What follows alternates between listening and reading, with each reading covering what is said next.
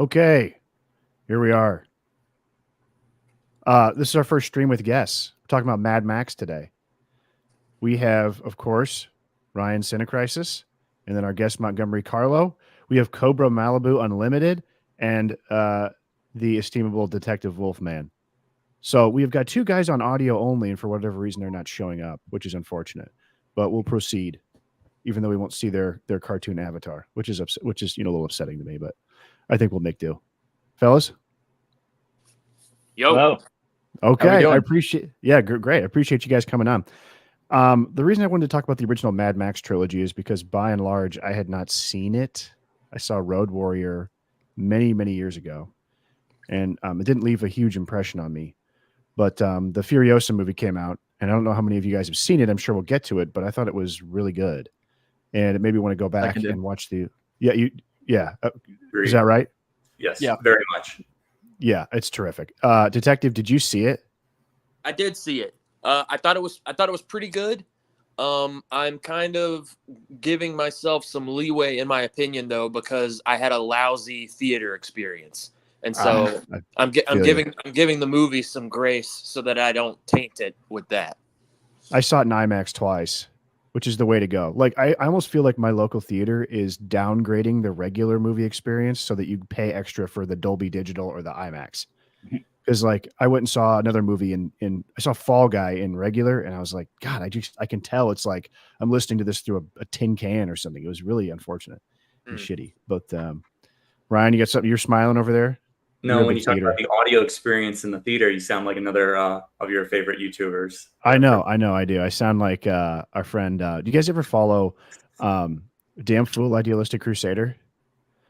No, not This familiar. is a guy you should follow him on Twitter and you should follow him on YouTube. He's like the most like he's got an incredible amount of information and knowledge and opinions on like home video experiences. And like this wealth of, he hates everything, and it's like really entertaining and interesting. And I'm trying to get him on the show because the guy he can like never knows be satisfied. He can never be satisfied. Oh, that's not true. I guess I am already following. George is obsessed with him.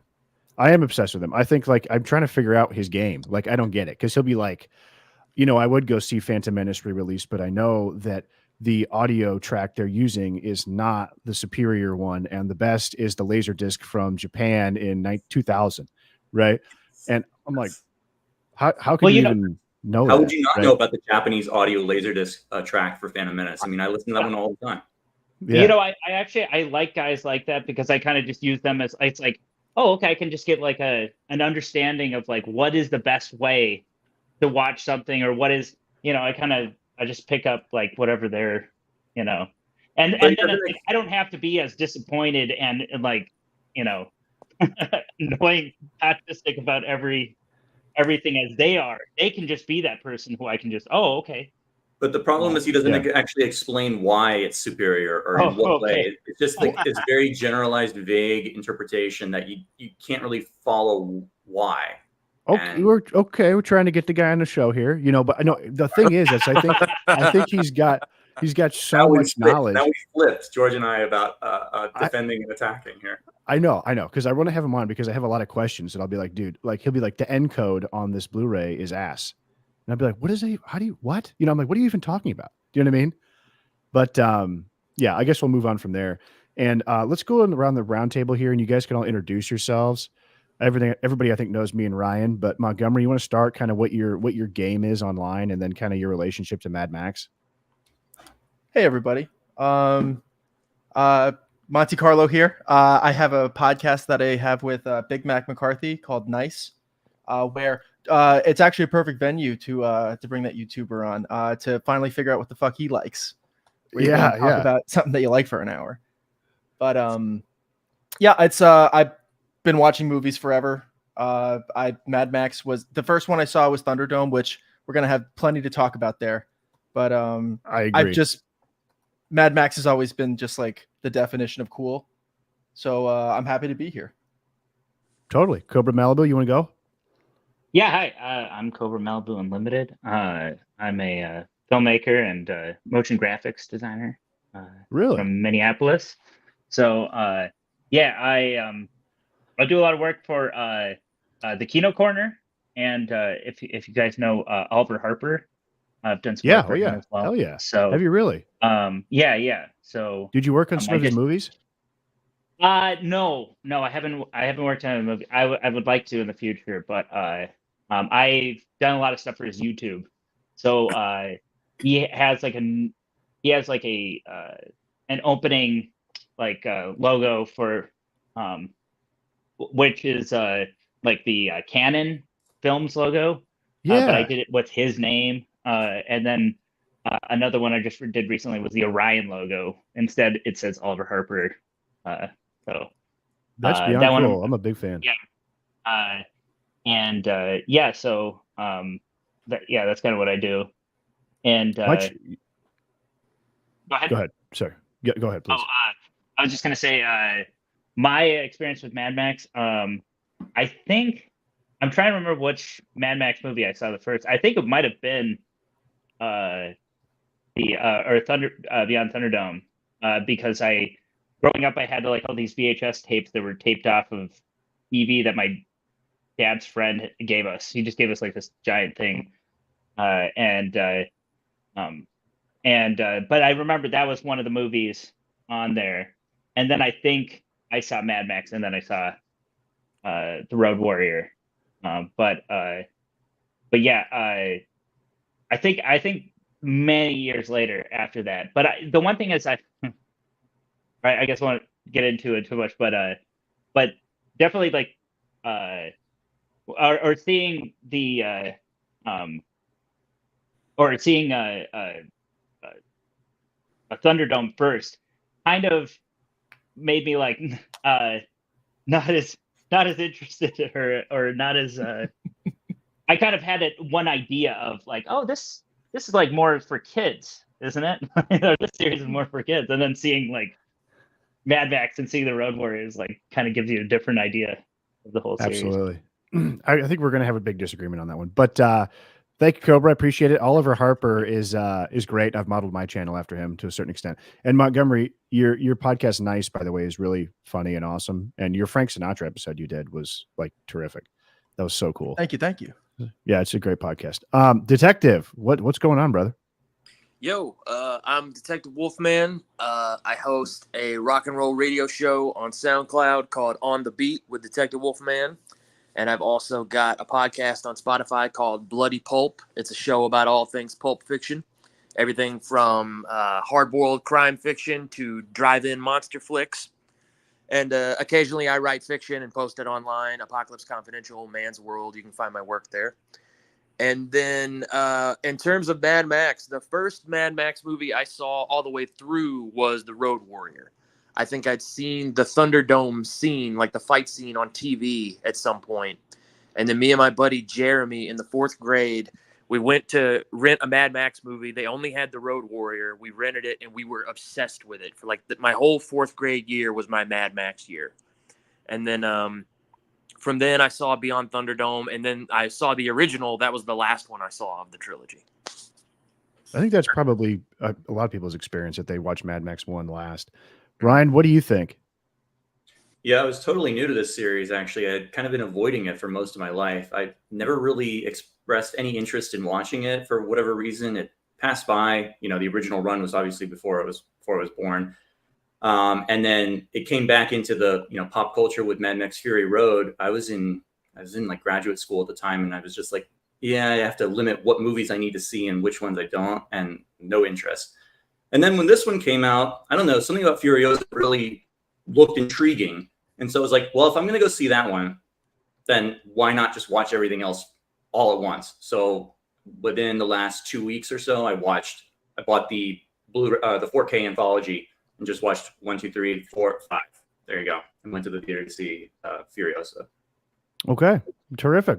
Well, thanks again, guys, for being on. This is going to be cool. Let's start off with Mad Max from 1979. It was a low-budget Australian revenge picture that, Ryan, as you told me, you said that when you talked on the phone, it has a lot in common with like 70s revenge movies like Walking Tall, or, there's a lot of other examples. But I was really surprised at how much I enjoyed this movie. I thought it was going to be a step down from the other two because, I watched it last. and maybe more of a nascent effort and a little more low budget. And obviously it's like sort of incongruous with the rest of the series because it's sort of not exactly the absolutely desolate, barren nuclear wasteland of the rest of the series. So I'm sure that gives people like they get freaked out about that, right? But I was really impressed with it and thought it was terrific. I like it more than Road Warrior. But go ahead. I thought. Which order are we going in? Just go. We're just going today. I'll start. Or I can dictate. Or I can. Go ahead. You want to pick? What's that? You're the Stop. moderator. You're talking. Go ahead. Yeah, that's right. Okay, next time I'll pick. Yeah. Well, I'll just go. So I think it's definitely the rawest. I like to describe it or relate it as like the pilot for Mad Max, right? It's sort of what you think it is, but they had the general idea, but they didn't actually fulfill everything that they probably wanted to do. And obviously a lot of that has to do with budgetary constraints and limitations on the filmmakers' parts. I mean, George Miller had never made a film before this. He never made a feature film. He was a physician, and this was his big debut, right? So it has the semblance of what they put into it going forward, but they definitely amped it up like 10 times more when they got to part 2. So you still feel like you're in some semblance of the real world here. I mean, the cars that people drive look mostly realistic. There's real buildings. There's electricity and plumbing, which you don't even see in the later films.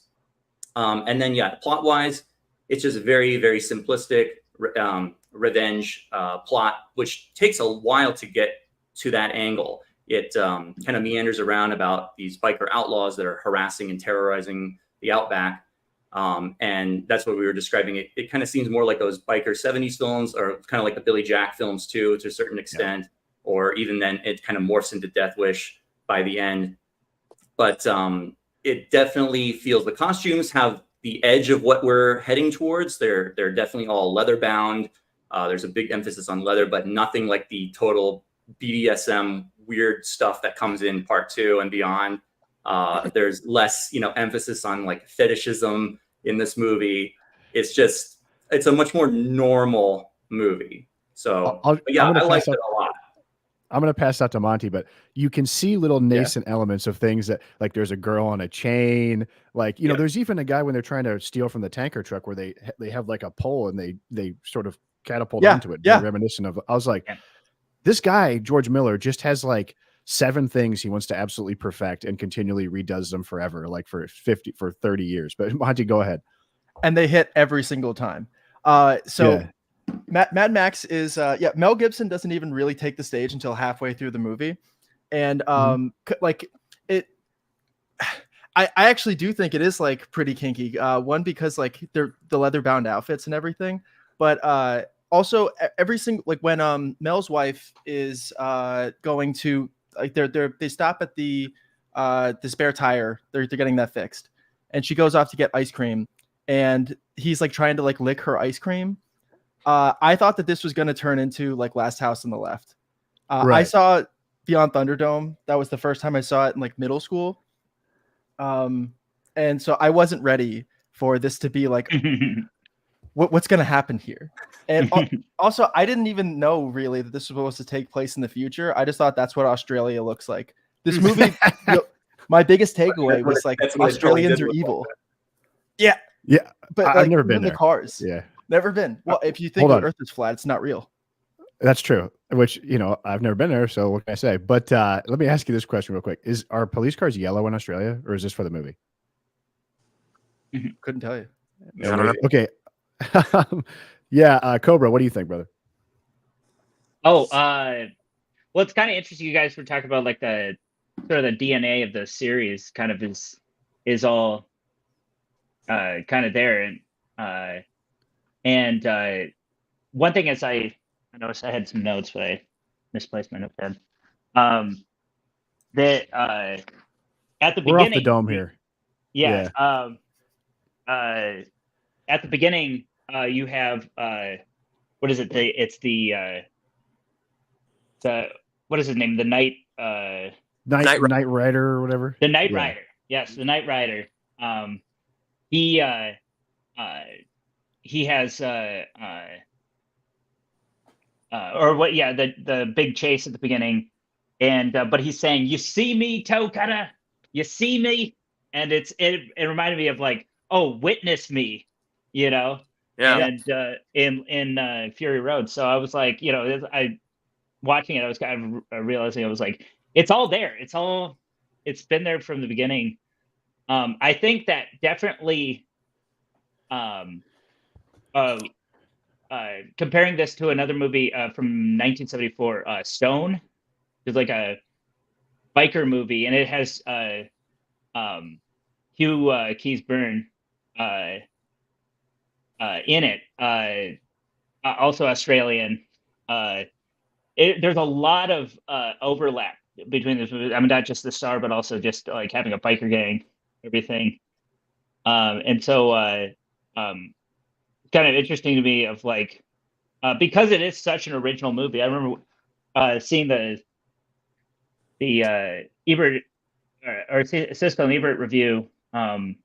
They they thought it was like, or I think that no, I don't think they did one for the original, but I think they did for the first one they did was for the Road Warrior. But they said like this is the most original movie, and that's what's so great about I think about Mad Max is that such an original idea, yet it is steeped in like the Western tradition. It's steeped in, I mean, like Death Wish or Yeah. Walking Tall. It's really steeped in that tradition, but it is its own thing. It's really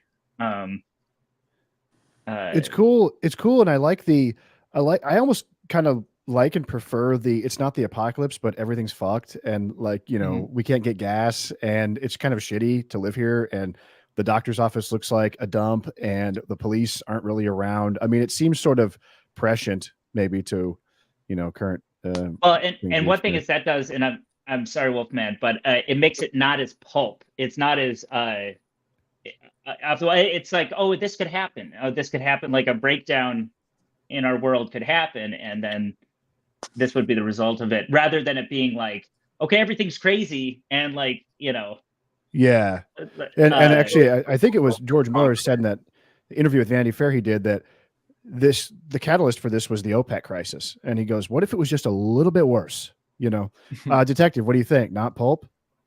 I wouldn't say not pulp. I mean, it's definitely less pulpy than its sequels, or at least yeah. less pulpy than the Road Warrior. But I think I have a similar trajectory with a lot of people who got introduced to this series when they were kids. Is when I was growing up and I was watching all of these. The first Mad Max was my least favorite, and I didn't even like it the first time I saw it. And now that I'm an adult, it's my favorite, and it's not even close. Yeah, it's so cool, and yeah, it is such a believable state of decline to where there's still basically an infrastructure that people can rely on, but it doesn't work near as well as things work now. Yeah, it's obvious that like cars are very important, and when your car breaks down, if you need a part, there are no new parts coming in. So if you need a part, someone's going to have to find it off of another existing junked vehicle. Even the police department, which should have, pretty decent resources, they're having to pull parts off of their broken down cars to fix their other cars. And yeah, some people are able, they have electricity. They're obviously able to get food from somewhere. And some people are still kind of living in denial. And you can tell by their reactions to Toe Cutter's biker gang when they come into town. People kind of treat them at first like a novelty until they start causing trouble, and then everyone freaks out. More so than all the other movies, and I think because the villains are a little dialed down, the threat of them is so much more believable. And the way that they menace people and the way that they menace Max's wife, it's so uncomfortable because you can really put yourself in that situation of like, oh no, these aren't like troglodytes. These aren't like these like superhuman, like nuclear mutated weirdos. It's just a group of bad men, and there's more of them than there are of us, and they want to hurt us. And there's really nothing we can do about it. And it's interesting about it being, what makes it interesting as a revenge film is that it's a dual revenge film. The first half is Toe Cutter and the gang getting revenge against Max for killing the Knight Rider. And then the third act is Max getting revenge for them killing the goose and his family. And the Which I goose think was cool. I fun. liked him. Yeah, the goose was great. And like, yeah, it sucks when he buys it. Yeah, like, what a great sequence too. I mean, I felt for him. When they set him on fire in the truck, I was like, damn. I mean, the movie's got a lot of grit. I thought the car chases, they were incredible. Like the stunts. Remember the guy that he rides through all the bikes and the dude falls off the bike and then the tire of the other bike hits him in the head? I was like, Jesus Christ. I'm like, that guy earned his wage, right? Yeah.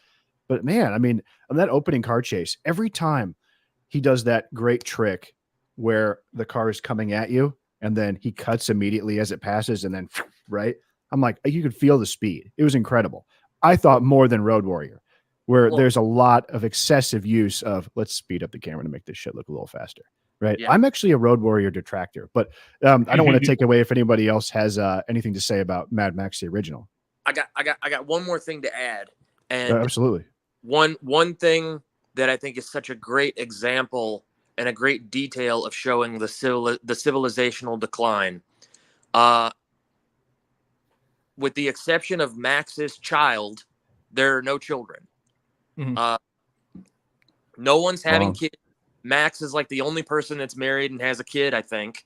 The Goose and all the other cops, they spend all their free time working on their cars and going to bars and drinking and trying to score. All the townsfolk are just fucking off and fucking in their cars and in passion and stuff like that. And even the biker guys, like, yeah, there's implied bisexuality, for lack of a better word. These guys are all very close, and when they attack that couple who are leaving that first town, when they come upon the guy, he's running off, and all he has is his shirt. His pants and his underwear are missing, and you can see that his ass is red. So they clearly didn't have any trouble sodomizing this guy while raping his girlfriend. That was a detail I missed. Yeah. Thank you. So I brought you in. But you can always count on me to notice that kind of thing. Well, here's what I would say. I think George Miller has a lot of strengths. Sex is not one of them. He's not a director, and I've not seen Lorenzo's Oil or anything, but like every time there's any hint of sexuality, it's like a very brutal extended rape scene from Road Warrior, right? Or this kind of hippie free love sex, which is like played all for comedy and not sexy at all. And like even his women characters, I'm thinking like Tina Turner or Furiosa, there's like almost he maybe a little bit with the wives in Fury Road, right? Where he kind of gets a little horny, but like otherwise, the barefoot and pregnant. Yeah. They're all wearing white and they're all hot. Yeah. You know what I mean? I was watching that with my wife and she's like, why are they all hot? They're all models. Like, that doesn't make any sense. I'm like, well, why would you put ugly women in a vault? So point. True. Yeah, very true. But I think Max's wife is a babe. She's fine. Mm-hmm. Yeah. But there's never any, go ahead. No, there's never any hot fucking. No. It's all very chaste. A lot of sitting. Yeah. It's I guess in all of them it's true. After the bomb goes off, but it's what I really like about the Mad Max, the first one, is that we are, and like only really low budget can do this because everything's so intentional. But Rapture has happened, and these are the people left.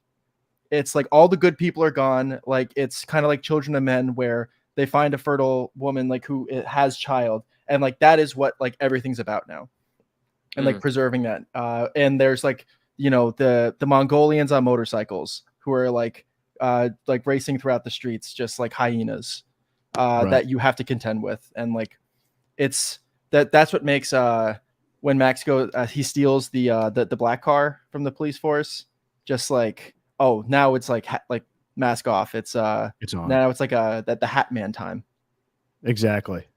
Ryan, you got any closing thoughts on Mad Max? Yeah, I like it, but I think it was outdone by the next movie, which we'll get to. We got a great comment in the chat from Trembling Colors, who's a great reply guy. Is that the right phrase? That's sort of a derogatory phrase, isn't it? Reply guy. No, it's not.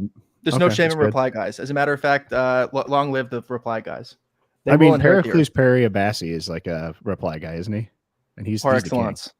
Yeah. Trembling Colors says Max's wife is hot. I agree. Curly-haired saxophone playing waifu. Mm-hmm. True. I wanted to ask you guys. I'll open this up though. I think the Mad Max series is as much a great high concept IP or property as it is like a great concept, as it is a showcase for like the trajectory of Mel Gibson's career and his evolution as an actor. What did you guys think of Mel Gibson in this movie? Oh, here Go I'll ahead. chime in. Here I'm gonna crack my Foster's quick there. Oh, hell yeah. I gotta. The old There's a big Foster sign in Mad Max. Mhm. So for Mel Gibson, it's kind of interesting because at the beginning of the first movie, there's during the big chase, all of the other cops, of course, are driven off the road.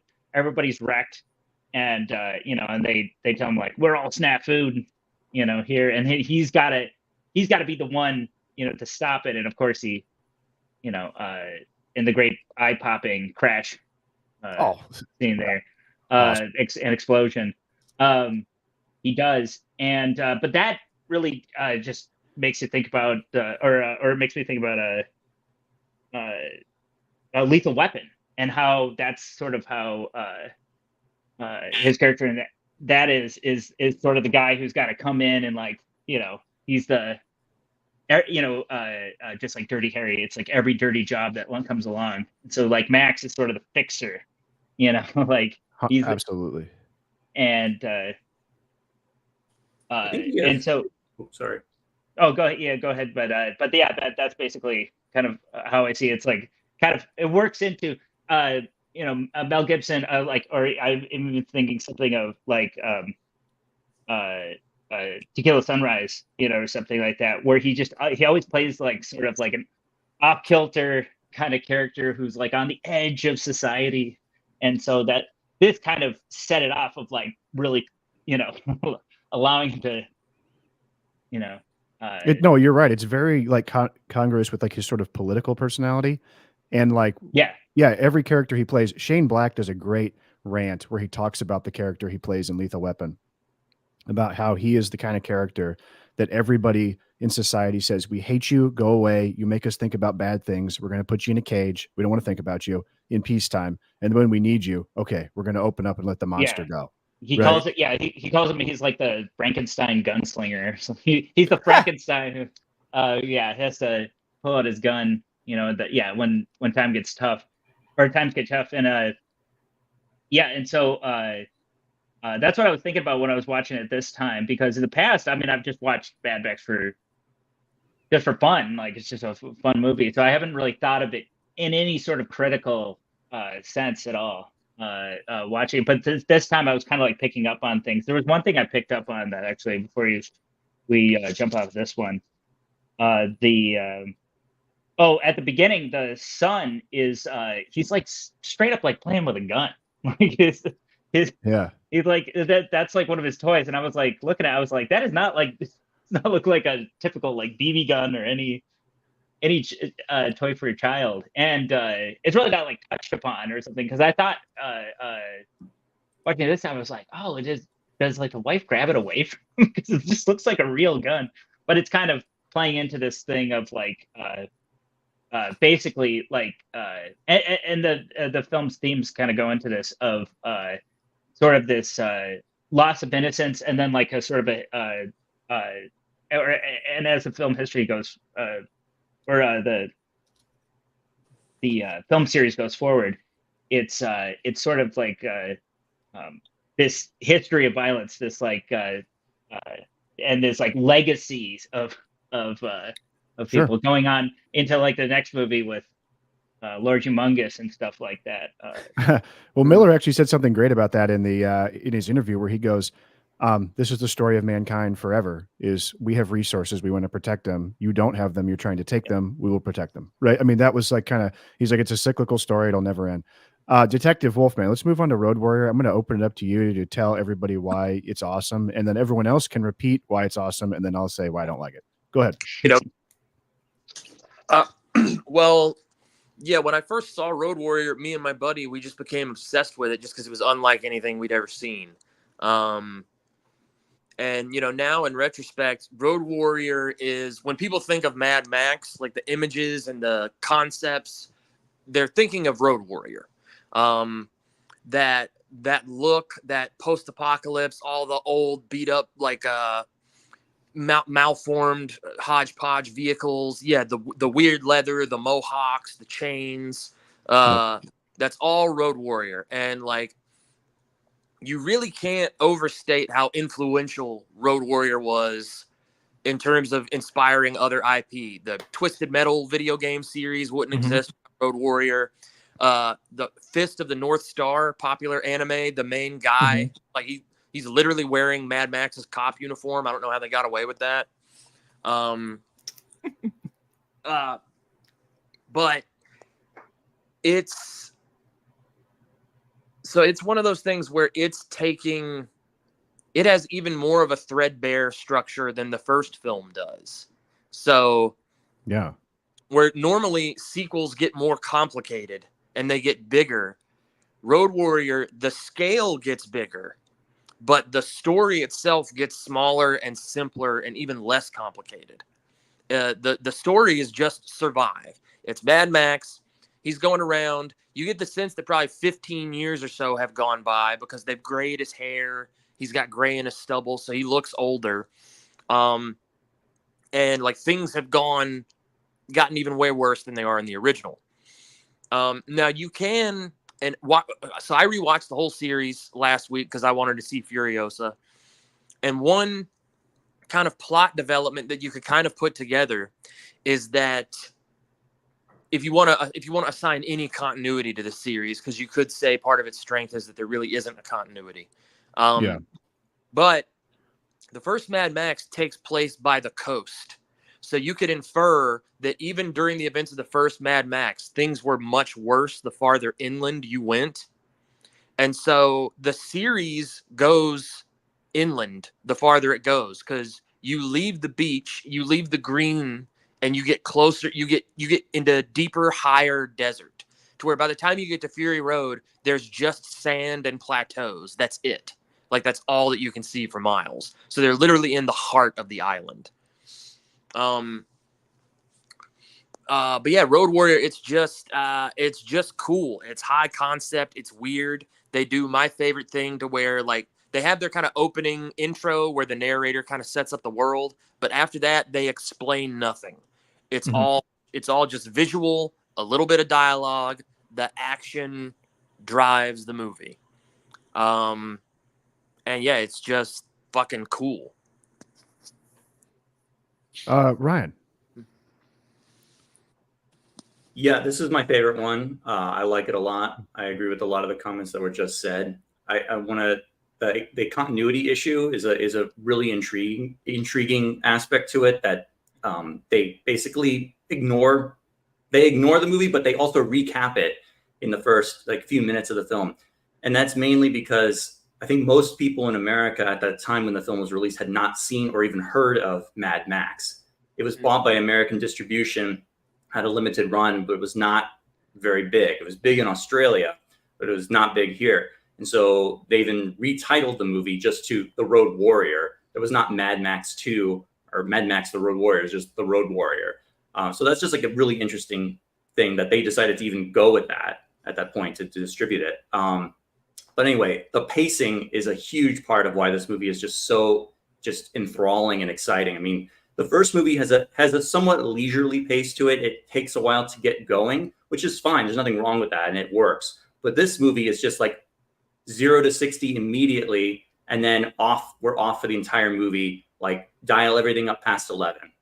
So nonstop action culminating in the climax of the film, which is this insane oil tanker chase, which goes on for about 13 minutes with all manner of vehicles. And now we have kind of weird off-terrain, not futuristic retrofitted vehicles, dune buggies, gyrocopters, all these things that you would not expect are just like flying in at every angle, attacking this oil tanker, which then derails off the side of the road. Okay, so you have that, which is fantastic. And that is the model, I think, for more so what we're seeing in the modern Mad Max movies, this Fury Road and Furiosa. I mean, we're definitely hearkening back to this movie more so than anything in number 1 or number 3. So also Mel Gibson is a much more has much of a more of a presence in this movie, in my opinion. He has like the only two moments that stand out for me in the first movie are like when he's introduced. We see the back of his head in the first movie, and he's like talking on the radio in a deep, gravelly voice, and you're like, okay, this is really cool. And when he steps into the frame for like the first time, takes off the sunglasses and looks at the crash. But like after that, like he's okay in the first one. In this one, he's like just totally a cool dude, cool hero, loner, doesn't want to be involved, but ends up involved in all these situations because of necessity. He sort of has that heart of gold thing at the end that you sort of see, but not really. And just the emphasis on oil as a essential good that is driving this entire world. This is the currency of the world at this point. It's just drives home the point that was introduced in the first film. And I think it makes it much more impactful. But I'd love to know what happened in between the first two, this movie and the previous movie, that how the world got so bad so fast. That's probably the only thing that I would like to see. Turn on CNN. But I would like, in my opinion, I think Mel Gibson, like, you're so right. Every time they cut to him, you're just like, yes, cool. Yeah. Oh, we're going back to Mad Max. Oh, he's sitting there. Oh, he's looking, you know, yes, he looks awesome. Monty, thoughts? So I kind of like the continuity like errors here. I think that it is like kind of like I forget who said that earlier, but the how like the first Mad Max, like the pilot, and now this is like the full concept, even down to like the swingy bars, where all of the like the gas train, I guess you'd call it, they're driving, but in like the later movies. But this is probably one of the most ambitious like sequels that like of any franchise, really. The willingness to completely like flip the script, reinvent the entire story, and it's I just think that it's I kind of like the High Plains Drifter of it all, where like he's the only one who can like teach these people to like have some backbone. It's my favorite of the trilogy. I just think it's like kind of what Ryan was saying earlier, just kind of like the action per minute going on here. One of my favorite scenes was the shotgun shell and how he was threatening the gyrocopter guy the entire time just to find out that he didn't actually have a shell. And it's this it goes from like The Walking Dead is probably one of the best examples I can really have here, where it's like, all right, well, it kind of just started in the first one, but now it's like full-fledged, and like you have to have survived.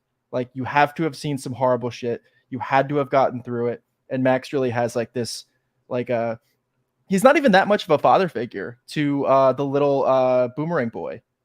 He just kind of like, he tosses in the little thing just because like, what am I going to do? Throw it away? And like very reluctantly goes into all this, kind of like cracking open his little heart a little bit. But again, we're going to have a lot to say about Beyond Thunderdome, but I just think that this is like this is it. This is what Miller wanted to make, and I think it really just like sticks the landing. And he's really been remaking it like ever since, kind of. Yeah. Well, and one thing, kind of add to what Monty was just saying, like the Road Warrior is a perfect example of how if you make your hero look cool enough, if you give them the right look, they really don't have to do a lot all the time. Like, not to say that Mad Max is not a man of action, because he is, but when he's not behind the wheel of the car, like he's not like fiddling with things. He's not quipping. He's not Tony Stark. You know, he barely talks, but he just looks so fucking cool that you can't take your eyes off of him. You know, all the good guys are in white. He's in all black. He's got his cool, like, biker leather cop outfit with the weird shoulder pad. His hair looks wild. You know, he just looks completely unique. And yeah, you can't take your eyes off of him. Cobra? Another weird thing, just real quick, that like is conceptually kind of like what we were saying with the first Mad Max with the swinging like wire thing. Did you guys notice that even in the first one, the one of the police officers had the leg brace? Like the leg brace is like so like crucial to like the costume design for all of these for some reason. He loves Well, it. that And I that think really that's- goes into like the history of the director, or him Miller. being Miller being a doctor. Oh, Yeah, he was You a know, doctor who he was he- an emergency room doctor as well. So that's really where a lot of the carnage, I think, comes from. Is Well, and by the way, I have a lot of respect for people like a Michael Crichton style guy. I've been doing a lot of reading on him, who Yeah. was so smart. He went to Harvard Medical School and became a doctor, but then was Mhm. like, actually, I'd rather write books, and then becomes like the most successful book writer, and then directed movies, and like, I mean, that's just so cool. Well, and it makes a lot of sense for Miller too, because anyone who works in an ER will tell you like half the people that come in there are motorcycle accidents. Mm. Oh yeah. Well, And I think he there's also also said his that it like gave- commitment. Sorry. Mm. It's also like his commitment to whenever like especially in like Fury Road and Furiosa, like the like the being on fire threshold where the people are still alive for a while. That's a little detail that only an ER doctor would really like splice in there. He does burn a lot of people, and I think he said too once in an interview that being a doctor gave him great training to be a film director, because when you're a doctor, you have critical situations where time is of the essence and people are always coming up to you asking you things, and you have to be able to deal with that and adjudicate and handle the situation. So, but I mean, he's a cool, interesting guy. And also the other interesting thing too is I brought my two friends to my second viewing of Furiosa, him and his wife, and they had no idea what the hell it was even about. And they liked it, but I was like, they go, what other movies has this guy made? I was like, Babe and Happy Feet. And they were like blown away. You know what I mean? Right? And But, Lorenzo's Oil. Come on, don't forget Lorenzo's Oil. It's a and great Lorenzo's Oil and Witches of Eastwick. I've not seen those. I'm sorry. And Yeah, I've not seen seen Witches of Eastwick. Oh yeah, Witches of Eastwick is great. I really like that Okay. movie. Okay. I need to watch it. Yeah, But you know what else too? great effects in it. His Twilight Zone segment in the Twilight Zone movie like blows everybody else out of the water. It's incredible. Have you guys seen the Twilight Zone movie? Yeah. That's also in the Siskel and Ebert review. Is they're like, and the best part of the movie, like, and they're like talking about how like, oh yeah, Spielberg really lets it down because like Spielberg has kind of the worst. Like, It's by far the worst. yeah, and the one thing is, it's like way too whimsical for fucking Twilight Zone. That's what for sure. Well, I think he was trying to cover his ass after everybody died on the set of that movie. So Yeah. Which one did he do in Twilight Zone? I can't remember. He did the remake of the William Shatner. Yeah. Nightmare at 20,000. Okay, yeah. Or are you talking about George Miller did this one was Nightmare at 40,000. Oh, they upped it. Yeah, and then Spielberg Did they did. do By the 80s, planes were going higher. What was that? No, the original was 20,000 feet, and then he's saying they changed it in the 80s one to 40,000 feet. I was like, okay, so airplanes can go higher by then, We're going faster, higher, longer, dude. Ronald Reagan is president. It's the 80s. Let's go. Bigger, better, faster, stronger. Exactly. Yeah, Cobra, what are your thoughts on Road Warrior? I don't think I think you go ahead. So I mean, I love the Road Warrior. I'm really curious to see your contrary take on it, because one thing is, I think the Road Warrior is very much more comic book. It does not have the sort of like domestic tenderness of Mad Max that I think that's one. One thing is like, the relationship between like Max and his wife, is 100% like realistic, totally like kitchen sink kind of thing. And then, by the time you get to the second movie, it's like Batman, it's like you're like in a totally different world. And it's more, I would say, or it kind of reminds me of like what I like about like survival horror games, where you're like, oh, there's a zombie in the hallway and I only have like 2 bullets left, sort of thing. And that's what Max is dealing with, like the beginning of that, with, having no ammo, no, gas, and that's really what where the fun is. But I think that the Road Warrior kind of links into Furiosa in the way that those movies are more like The General, where the Buster Keaton movie, it definitely much more not as interpersonal. It's not about the there's some interpersonal, but it's more about hero's journey sort of thing. It's not as like Mad Max kind of has this thing where it's more more like Death Wish or something like that, or like the sort of the formation of an anti-hero, whereas like Road Warrior is like, let's take the anti-hero and let's turn him into a hero, or he's got to care about something. And so it definitely or just I were talking before about the first one being like the pilot. I definitely see how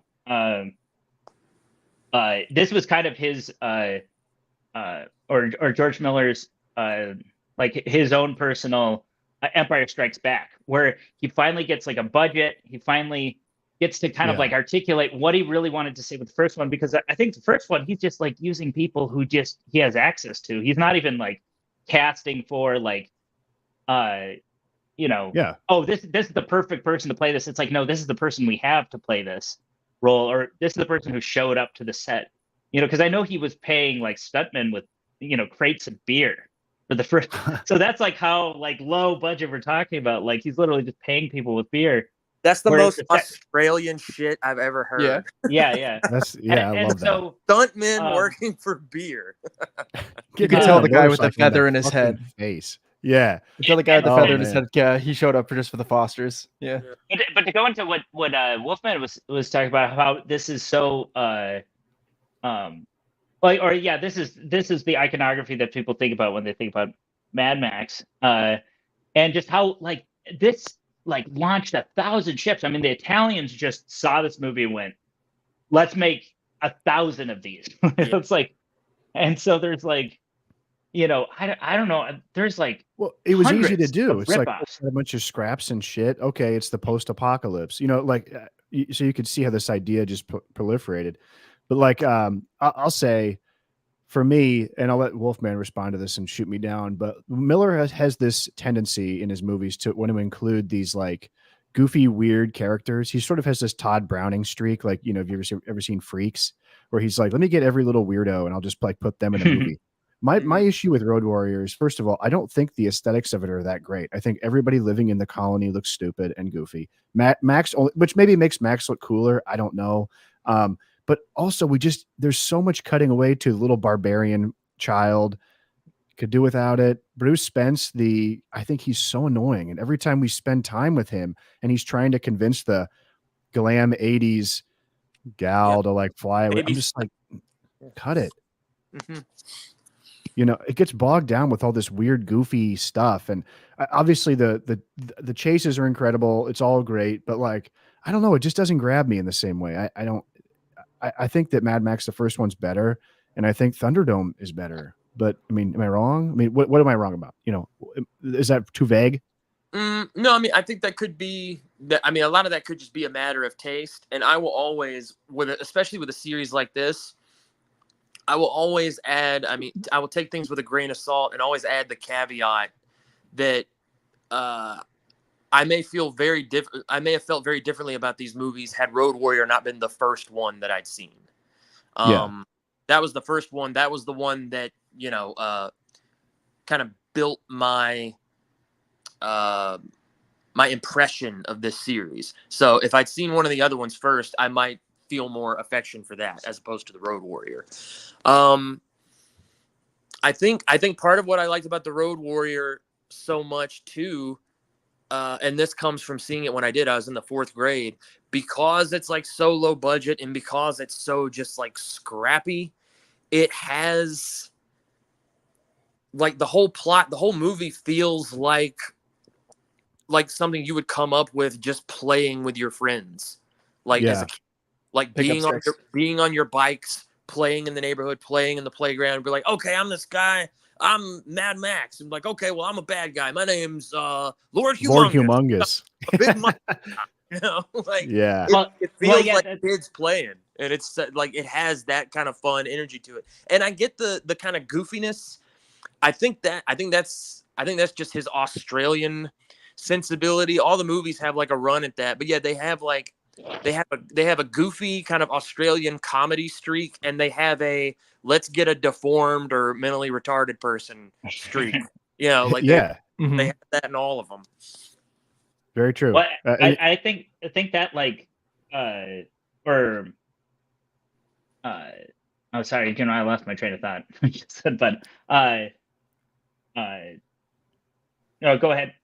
Yeah, well, I mean, I guess for me, it's like there are real flashes of brilliance in Road Warrior. I mean, the scene I love the most is maybe when Lord Humongous is giving them the ultimatum. They're trying to get ready to go to race out of there, and they cut to him at the very like dusk, and he's like, "I will destroy everybody," and then he's like crucifying the two people he captured. Like, Yeah. Even having people like strapped to the front of cars. I mean, that's something that obviously Miller is very much into, and was like, "Oh, in my new Mad Max, he'll be strapped to a car for like the first half hour of the movie," right? I mean, that's. And like you said, Monty, about the leg brace, I think that was like he has all these little weird quirks where he's like, yeah, I just want to like do that again, like better. Like I like leg braces; those are cool, like for whatever reason, and I really like a director when he has little weird hangups like that. People give Tarantino a hard time for the feet thing, but like I have to believe it's maybe more than Most sexual. charming thing about him. Yeah, I mean, like I love that. Like if a director does some weird thing, and you're like, there's this weird thing, Yeah, like Brian De Palma has to like watch every woman in the shower, on the Steadicam, So yeah. And who's complaining? Yeah, right. Yeah.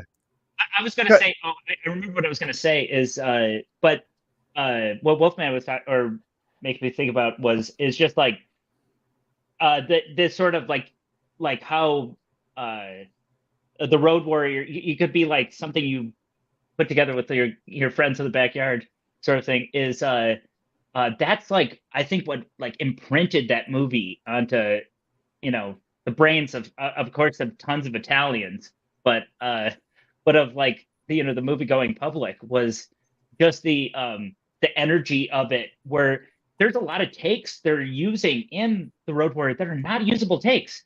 There's like I remember I didn't watch it this go around, but the last time I watched it, I remember freeze framing and going through and being like, oh yeah, there's totally like a camera in the shot, or there's there's a lot that you can see. There's a moment where Max is not wearing boots; he's wearing like different shoes, and then they cut back to him and he's wearing boots again. And I was like, but it's the same thing with Die Hard with the changing wife beater color, where it's like you don't care because you're so involved in the action that's happening that it's like somebody could tell you afterwards, you'd be like, I don't remember that at all. Like, so I always thought the wife beater changed color because he crawled through the vents and it was just dust. There was so much dust. But it turned green. It's like it was a mossy, very mossy. When was the last time you cleaned your vents? How much mold's up there? Yeah. Oh, a shitload. Yeah, that's true. But yeah. Go ahead. Has anybody seen? Has anybody seen like 1990 The Bronx Warriors or any of the rip-offs? No. The rip-offs. No. I would say Cherry 2000. If you guys have not seen Cherry 2000, I highly recommend that. Oh my God. They very underrated Mad Max ripoff. They kind of it's like a even more ridiculous version, or like I would almost say like getting close to where the Kentucky Fried Movie guy like it's got Ben Johnson in it and Tim Thomerson, who I love from the fantastic Trancer movies. You guys seen Trancer? Yeah. No. Okay, those are good. They're really good. Melanie Griffith? Yeah. Lawrence Fishburne? I don't know, Cobra. It looks pretty terrible. I might put Cherry 2000 on my list, but it's gonna be at the bottom. I would just watch it. I would just watch it. Like it's a lot of fun. But it definitely it's right in there with the looks pretty wild. There's a polka dot man. Yeah. If you don't like it, Cobra will reimburse you. Okay, I've got Sean Thompson in the chat, and he says, "Yes, I've seen all the rip-off exploitations of Mad Max." Wow! Whoa, all? Hey, Sean, start posting some of those in the chat. Well, Well, there's That's very interesting. another one you might have seen. It's Brian Treacher Smith's Dead End Drive-In. That is it's an excellent Mad Max, or it feels like it's in the universe because it's like there's a the main character, his brother is like got this tow service, and it's like all these tow trucks go out and they roaming about because there's all these car crashes, because of the wild youth, Okay, well, that's interesting. Well, I think definitely Kia want to see boys. this movie now. yeah, do you? Kia boys have struck, and the tow guys. The tow guy. That'd be a good. We need a West Side Story of that. Can I just shoot one other quick comment? I wanted to respond to the order of watching comment. I think that Detective Wolfman mentioned it's an interesting point because I watched these in chronological order, and when I watched Mad Max, the first one, for the first time, I was like, well, that's good. I really liked it, but is that all that it is? I mean, is that what it's all about? And then I popped in this one, and I was like, holy shit! Like, this is okay. Now I get it. Now I get why this is still around. Like, because this is a totally different experience altogether. It doesn't diminish one or the other, but I don't think that had they just replicated the same movie as Mad Max 1 again for number 2, if they hadn't gone into a totally different direction, I don't think this franchise would still exist. They'd still be making movies off this. Yeah. Well, and I have to suspect too that Mad Max 1 was kind of like, hey, I need to make a slasher movie because that's cheap and that's gonna sell. I need to make a revenge movie. I mean, that's what's selling. Let's do that first, and then we can go wild if we make any money. Ryan, do you want to recap Beyond Thunderdome for us? We can move into Beyond Thunderdome. Oh man, I don't know if I can recap that movie, but okay. Somebody up to the task. Definitely my least favorite. I would let the honor go to someone who actually really likes the movie, I think. Well, it's as the intro to the series, I have a lot of strong feelings about it. When I was in summer camp, the 2-man enter, 1-man leave for the fight clubs that would take place at after hours were a treat to watch. And I hadn't seen the movie at that point. And so when I finally saw it, it was it's kind of like how in Star Wars when the Ewoks came in, where like the kids loved it, but like everybody else hated it. Like that was very much, I was in the kids camp. It's the best way that I can describe the plot of it is the story structure, the plot is straight up Brave New World by Huxley. It's beat for beat, it's the exact same. Okay. When you get introduced to like the saxophone and the fruit from like the rulers of Bargain Town, which is where yeah, okay, most of the movie takes place, and you're seeing like the upper strata of society. You mean Barter Town? Yeah. What did I say? Bargain Town. Which is going to be it sounds like a Dollar General in the Midwest. Of grocery stores. You're not getting a bargain there. Excuse me. Yeah. But in Barter Town, you kind of see like the upper strata of society, and then immediately Max is shoveling shit, where he then has to go into the Thunderdome. He loses. Well, he wins, but due to some, I don't know, another revenge plot, he gets kicked out of Barter Town, and then goes and finds this lost group of like, again, like the Brave New World of it all, like I don't want to nix you guys for on YouTube for monetization, but the mentally challenged children that he goes and gets rescued. Why are they mentally? They're not meant. Why are they mentally challenged? They're normal. They're primitive, is what they are. Yes. Yeah. They're like Peter Pan kids. Yeah, they're the Lost Boys, right? I mean, me talk pretty one day is what I'm trying to say. Yeah. Okay. All right. Yeah. No, but I was one that I was watching Thunderdome, and I saw the first like half hour. I'm like, this is sick. Like everyone says this movie sucks. Like this is awesome. Yeah. I liked Master Blaster. I thought he was dope. When I was a kid, for whatever reason, my dad he's not a movie guy at all, but for whatever reason, he would just say who run Bartertown all the time. Like he thought it was funny. Like maybe he saw it like as a, it rocks. Right? And I had no idea what the hell he was talking about, but like, I thought that was excellent. Like the fighting with those like ropes and grabbing the weapons. And I was like, this is like so cool. And then he goes and sees the kids, which I didn't hate, but I was like, okay, well, I see where this is, where everyone hates it when we have sort of this Ewok element come into it. And the movie like very much softens. It almost like it's like a rated R movie that just becomes like a PG movie, like halfway through. Mm-hmm.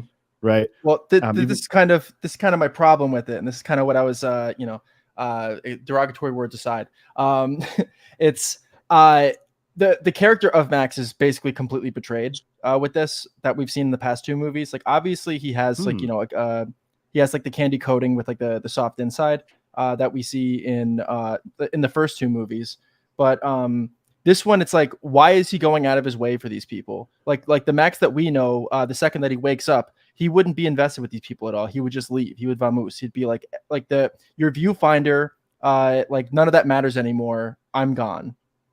And I think that it's okay. So kind of the through line that I see through all of these movies is a scrapping it out for budget.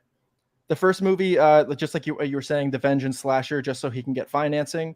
They cut a lot of corners. I still think that it's, like rules and boundaries, like elevate like true artists and true talent.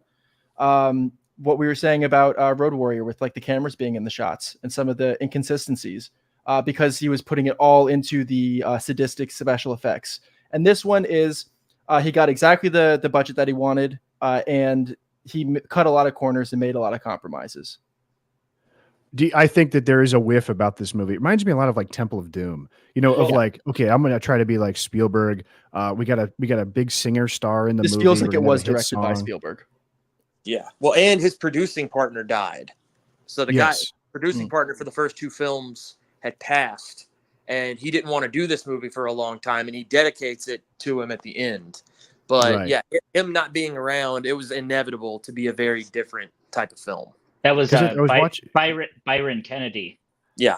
Yeah, because I was watching the opening credits and like it said directed by George Miller and like some other guy too. I was like, what the fuck? But apparently he was so beside himself with the loss of his partner, he just wanted to bring somebody else on to be a sounding board for him. But I mean, obviously he's found his balls with like the last 2 Mad Max entries, right? I mean, he's gotten back to that. But yeah, I think there was a move for him to try to make it more commercial. And, but, actually it was not. It was not as big of a hit as Road Warrior, right? But no, there's a lot that I like about it. I don't mind the little kids. I don't think Mad Max's character is betrayed necessarily. I think it would have been better had, instead of those kids being stupid and wandering off on their own, had they been like kidnapped by the evil Bartertown people. I think maybe that would have been more of a catalyst than him just going to help them from being dumb. But my biggest problem in this is like, it just sort of gets muddled at the end with like what even is going on and who are we against and who's bad. Like they all of a sudden Master Blaster is good and like they want to take him along and he's dressed like a little cowboy Western bank teller or something. Yeah. He's not a hostage. He should have been a hostage. Yeah. Right. Like this is kind of like where I'm coming from. Where like, where did the bite of the series come from? It's PG-13. So from the jump, audiences had to have known, oh no, something's wrong. Something's gone like wrong. Conan the Destroyer. Yeah. Well, and I'm glad, Monty, you mentioned the Ewoks earlier, because I would say that, in my opinion, although that Mad Max Beyond Thunderdome, in my opinion, is the worst Mad Max film, it's the best Ewoks film. It reminded me of like those Ewoks TV shows kind of when they're in the... Yeah. No, the 2 Ewoks movies where they go up against like that big giant, and I think Wilford Brimley or some old dudes in them. Yes. Yeah. Like it reminded me of that. And I had a similar feeling. Like the first act, I'm on board with, even though like it's just noticeably polished. Like you can't help pop music in the intro was my first sign on the rewatch of like, dude, I thought that was so dope. That pop music and then like really the Tina Turner songs are I had to recheck to see if I was still watching the same movie because I watched all of these yesterday in a row. I'm like, did I hit the wrong link?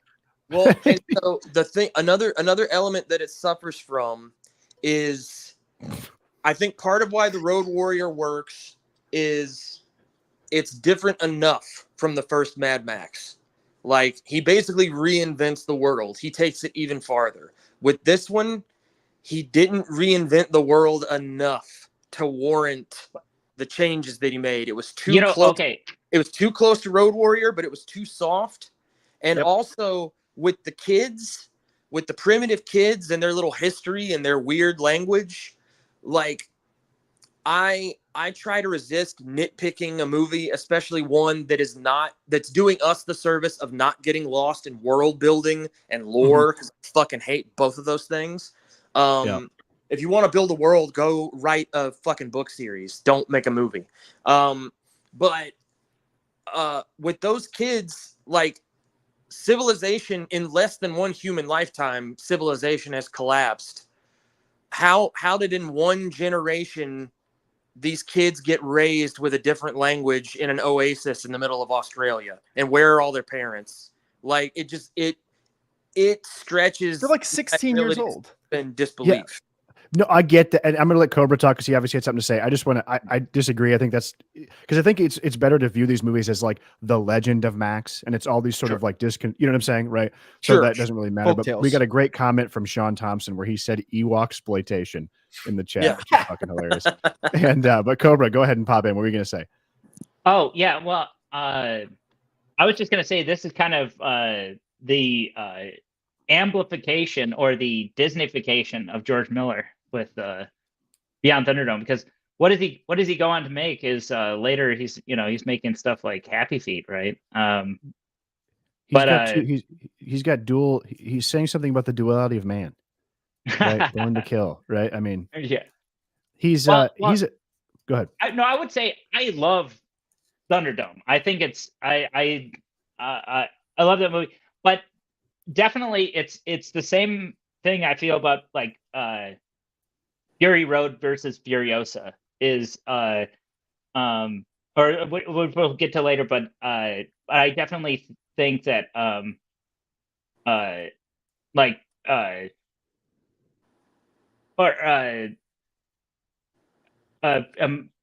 who said it? Was it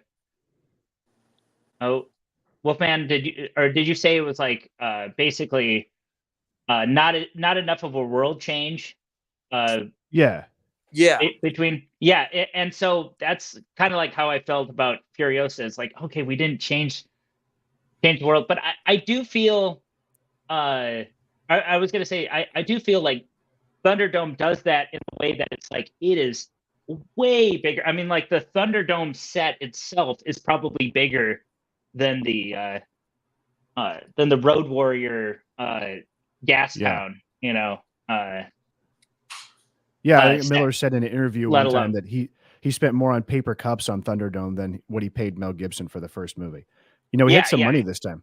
I think the movie looks spectacular. I think Mel Gibson, after they cut his hair, I'm like, this is the iconic, like, he looks amazing. He looks so cool. And so the first movie in 1980 is, or 1979, is like $500,000, right? So then the second movie is like what? I think let's see, it's 4.5. It's like, but that's the Australian dollar, which I do not know the.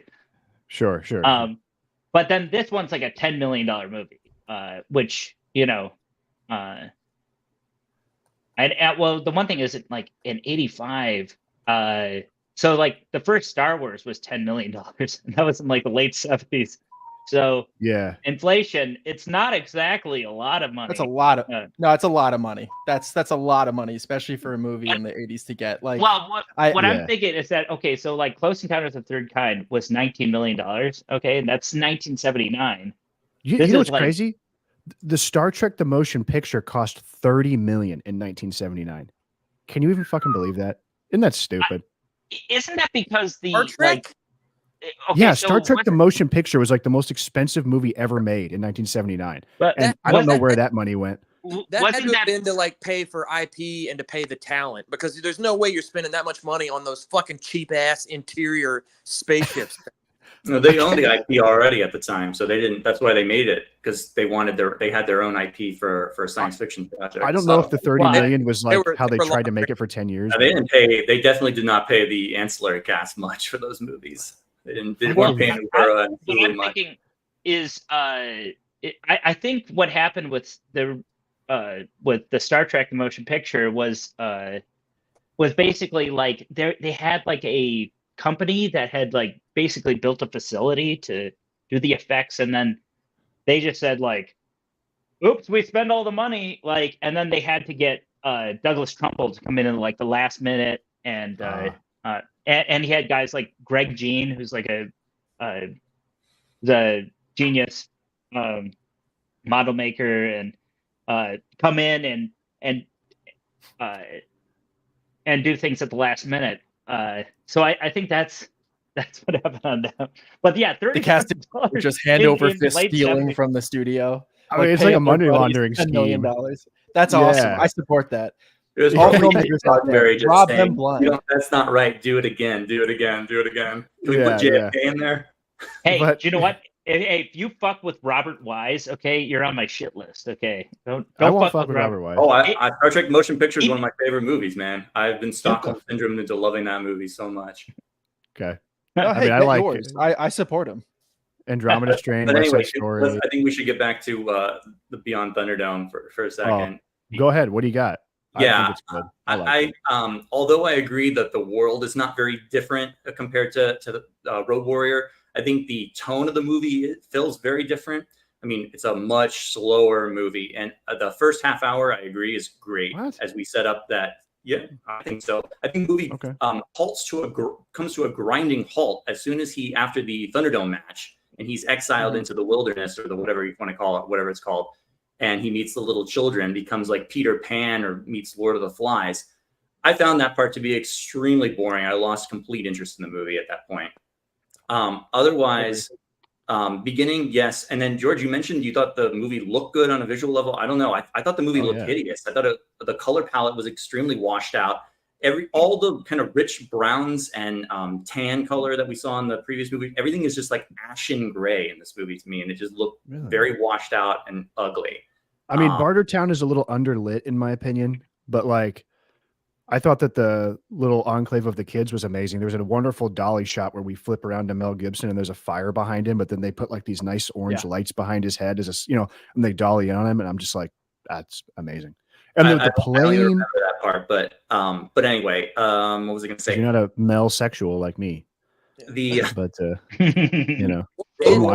Road Warrior was definitely the kinkiest movie, but this one introduces like midget fetish into the franchise. I feel like where it's like see it in the subsequent movies where he's obsessed with midgets and little people and putting them in like weird situations like that, which is bizarre. And then like also simultaneously like abusing them as well. Yes. Which is interesting. Especially in Furiosa. Yeah, it comes back with a vengeance in that one. Exactly. Absolutely. It's just so weird. You mentioned the Todd Browning illusion, as compared to Freaks. And so there you go. This is where it starts right here.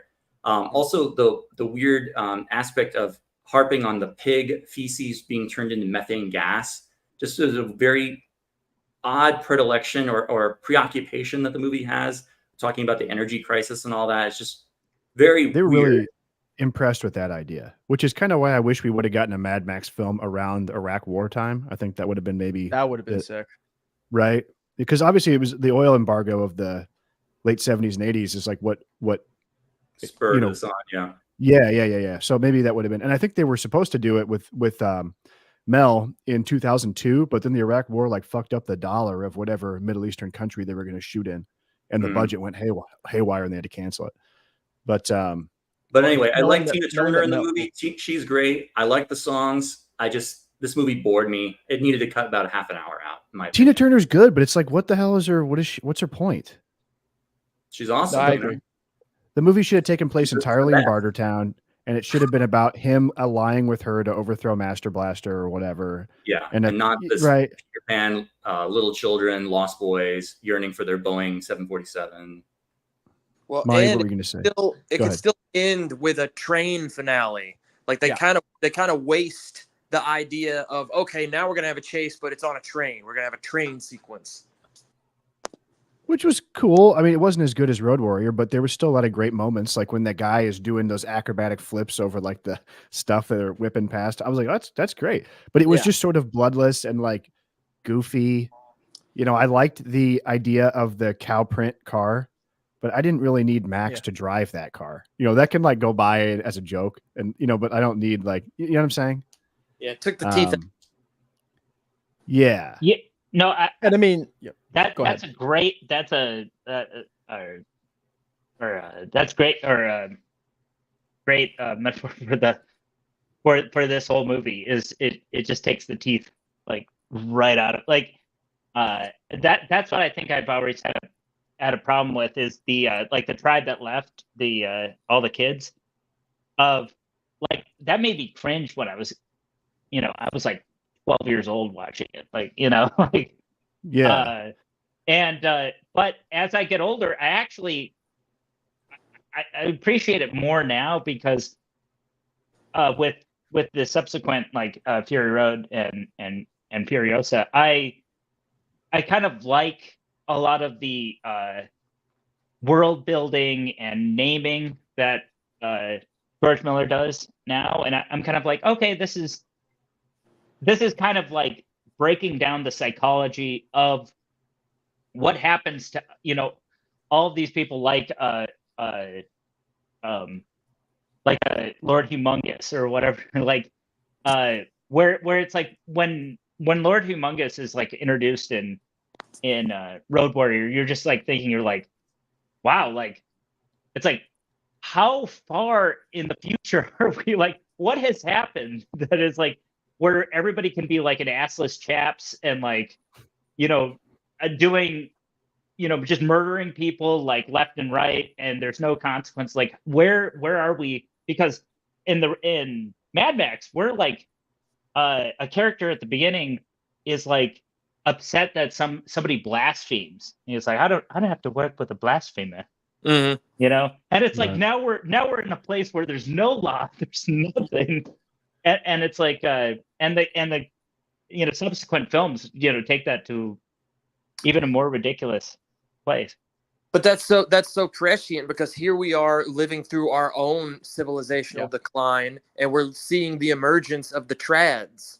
And so this guy's a real world trad cast, and even though the whole world is falling apart around him, and there are way more prescient things for him to be focused on, he's clutching his pearls at his cop partner, who's basically at this point the cops are just hired thugs.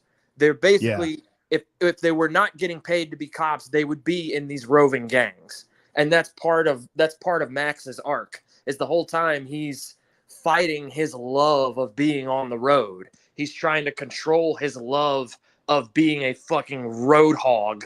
And he's like, no, I got my wife, I got my kid, I'm gonna be a responsible man and do my duty to society. And then when his family gets taken from him, he's like, fuck it, I'm going to be the worst road warrior. I'm going to be the most violent, psychotic animal on the road.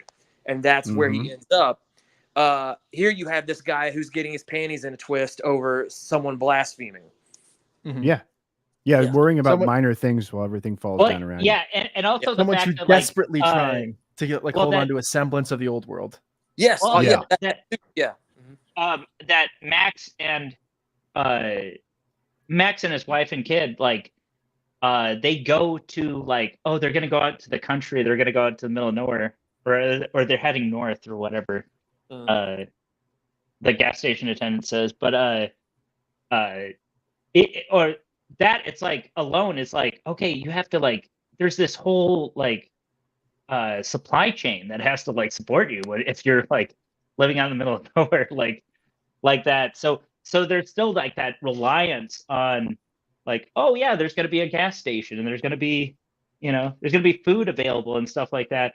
Whereas yeah, when it's like the Road Warrior, it's just like nothing exists anymore. There's no government, like the president is dead, like any sort of authority is completely blown Yes. away at that point. And but yeah, I was saying before about the ripoffs is that's definitely the place that where these low budget filmmakers love to be, is just like, oh, we don't have to like have any of that. We could just have people in we could just have like everybody wearing like torn up clothing and assless chaps, and Right. that's all we need. Like that. So I'm gonna level with you though. If Mad Max actually did go and like address all of like those steps that you just like provided, I'd be like, this is unnecessary and annoying. Like, yeah, he's like a cop who like he's an action man who like knows how to survive with his family, like he would just have. I think the suspension of disbelief of him having a couple extra tanks of gas to make it to like up north, quote unquote, Yeah. it's kind of something that it's. I'm kind of glad that the series evolved into this like crisis of supply management, because it's like you're right, but at the same time, like the world is still kind of together. Like I think I don't really, if they were to address that, I'd call it like Reddit, you know? Well, Yeah, 100%. it lends credence to my theory of the forever moving inland hypothesis of the series, because they are so close to the coast. Like they still have trade. Like even if they specifically are low on resources, they're near the ports where the resources are coming in, so they're going to get first dibs on everything. So things by the coast aren't going to be as bad as they are farther inland. Well, and then something that Miller does too, to talk about this idea of like explaining how we've escalated to the point where assless chaps hockey mask guy has people in his thrall to run around in his gang. Like Miller does something I think is unnecessary in Furiosa and Mad Max, where he starts it out with this sort of like narrative, you know, of we hear all the people on the news saying, "Oh, resources are the nuclear bomb went off," and it's like, yeah, we get it, dude. Like, you know, get to the story, right? Yeah. Like, I get it. Nuclear, it happened.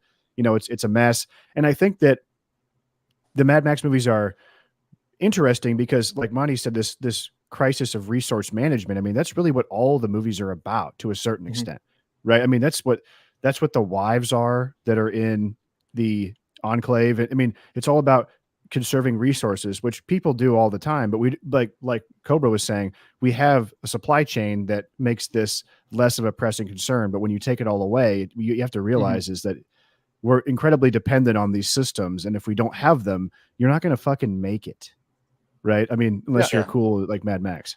Well, and also to go back, real quick, it's the whole like leather daddy situation of Road Warrior. It's all of like the good women are taken, or they're like mutilated beyond repair.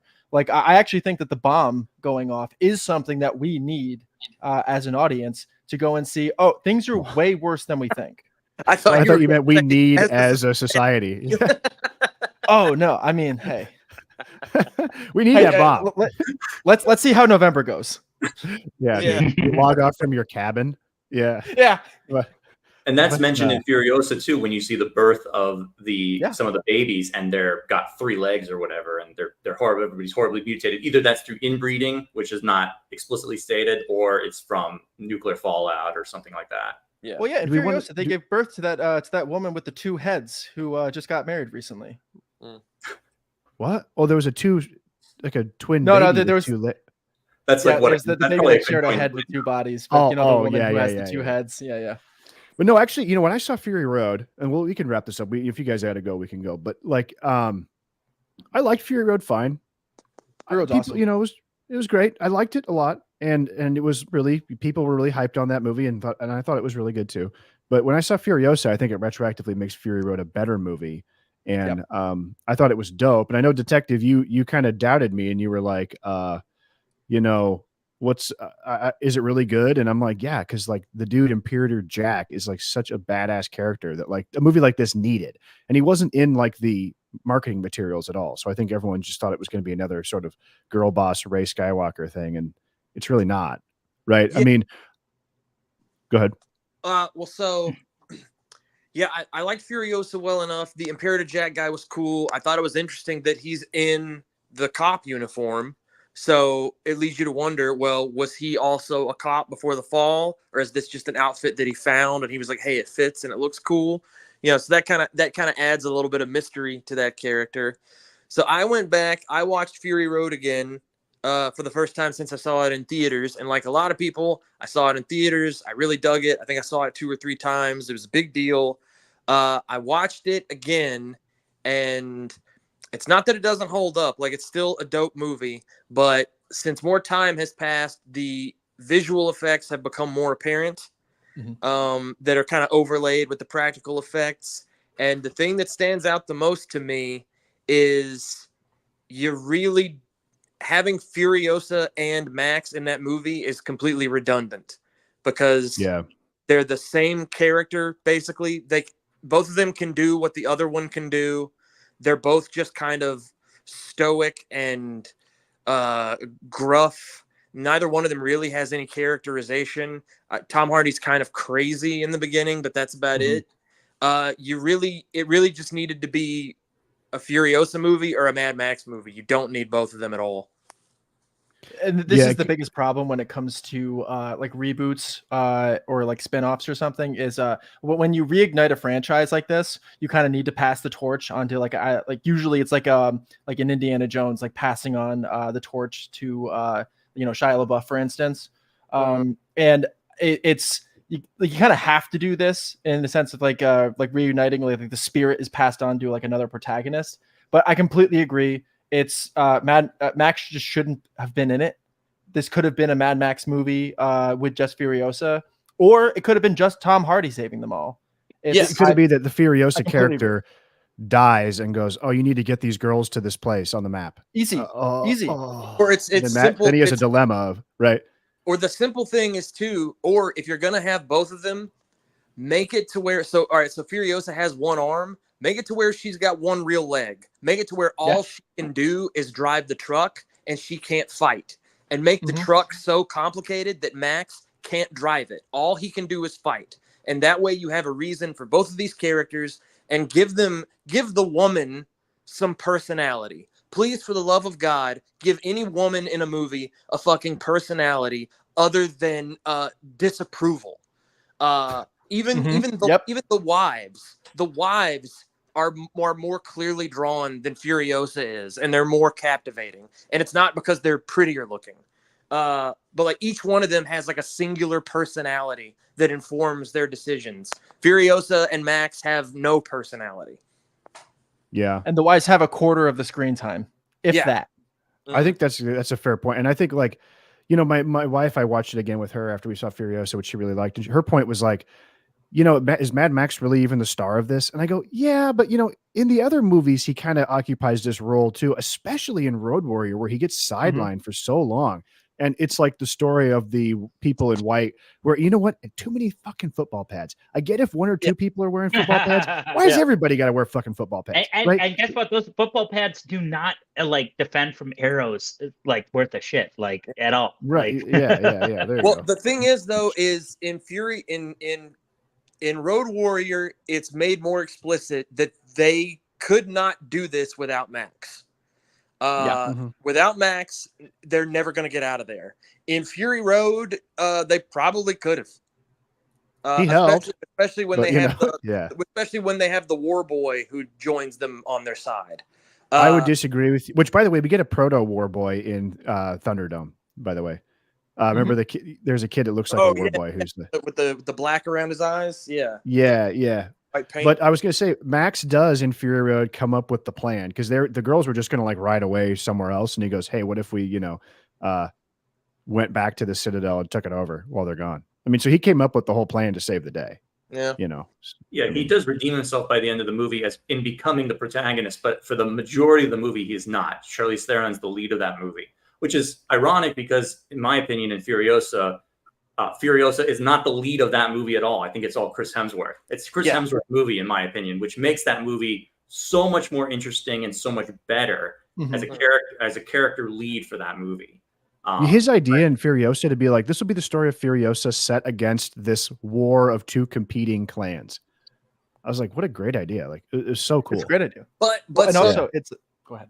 Oh, well, I'll just say real quickly. So you made the point that it makes Fury Road a better movie. I mean, I think it does, but not in the right way, because from my opinion, watching those movies together, Immortan Joe is not a villain. If anything, he's the most sensible guy in this whole universe. He's the only one actually trying to maintain a civilization. And he's brutal. Literally a peacekeeper. It's brutal and it's unfair, but I mean, they say it in the meeting of we don't have enough resources to give everybody equal shares. I hate to be a Morton Joe defender, but obviously he has a little bit of an interesting idea about propagating his progeny, right? Which maybe I think would be disagreeable to people in certain conditions today. But I mean, you have the green place of all these nice hippies, but they literally just walked into that and are just trying to keep it up. He literally made nothing, out of something, right? I mean, he had rocks and he turned it into this thing where he's got water and things. So yeah, Morton Joe, I mean, I get that he's evil But like in this kind of a world, like he's the only guy, you know, he's the only game in town. Right? And I mean, you can't have your revenge film does not work when the villain is as likable as Chris Hemsworth is. Even when he's doing despicable things, he's too charismatic. He's too fun to watch, especially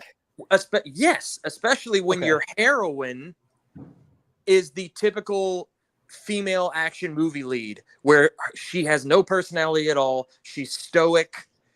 Her whole thing is to just be silent. And she opens. She learns. I'm not on board with this one. She learns to open up by the end of the movie, I think. I disagree as well. I disagree. And I think that I like the character of Furiosa played by Anna Taylor-Joy more than I did the Charlize Theron version. I agree. Maybe because she's like, I don't know. Yeah, but like I liked her. I wanted her to succeed. And I also thought it was interesting that she was allowed to have a little bit of a romance with my guy, which is usually off limits for these girl boss heroes. Right. I was pleasantly surprised by that, but they never show him kiss. No kissing. I don't think they have to. I don't think they have. And also keep in mind, like they stink so bad. Get the fuck out. That's how. But you know what though? This is back to Miller's like issue in Mad Max Romance. Like the hot girl with the white football pads in Road Warrior, you'd think, oh, are her and Max going to get together? No, Miller just like kills her brutally right away, and then she's just gone and gets run over by a semi truck. Right? I mean, so maybe this is sort of inherent in him and not like the corporate hug. That always made me upset in that Rogue One movie. I think is like patient zero of this, where you've got these two people that are both hot. They've both gone through this giant adventure together. At the end, they're about to get blown up by a nuclear bomb, and they just like hug each other. I'm like, come on, like maybe kissing would be a little lame, but like do something else. But for as much trauma as she goes through in the movie, and she actually does, she undergoes, severe trauma from everything that goes on in her life, Furiosa. I mean, the fact that she is not as embittered and reclusive and cut off from any other human contact by the end of the movie shows that there's probably more to her than we would expect from another character in that situation. She learns, she opens up to the driver guy, and we'll see her in the next movie, how she reacts to Max, which is cold at first because she's untrusting. Naturally, anyone would be in that situation, right? And then she realizes that he's not the enemy. Yeah. Which was, I thought, I actually really more appreciate complexity there than just, oh, I hate all men or whatever, I don't think it's a man-hating thing. I think it's, and I can't believe I'm going to say this because part of what I like about these movies is that they're the opposite of the Marvel movies, kind of. But like just a little moment of where like just to give her more humanity, like whether it's Fury Road or it's Furiosa, like have someone make a little funny comment and just have her laugh at it. Just anything, any levels to her emotional state. But you wouldn't. I agree. I don't want that from termination, fear, and anger. Yeah. I get what you're saying. Yeah. And I'm not one of these guys that harps and just real quick. I'm not one of these guys that harps endlessly on like Mary Sue's and like the whole thing of like, oh, Disney ruined Star Wars, all that shit. I'm done with that. That's not my wheelhouse. But like, there's a certain amount of like association you get with a character like her when she points the gun at Jack and says, "Get out of the truck," and he basically just slams on the brakes and kicks her ass out. Right? Yeah. She gets like taken down a peg. And she's not just like instantly the best at everything and like the coolest and the most awesome. And she like has to learn to be good. And I think that gives you a strong tether to her character, and that by the end, she becomes like the ultimate badass after her trials, which I thought was appealing. And I don't know. I get what you're saying, but go ahead, Monty. I interrupted you. Okay. So I was very impressed by Furiosa. It was, around like the first like quarter of the movie, I was very, very, very worried.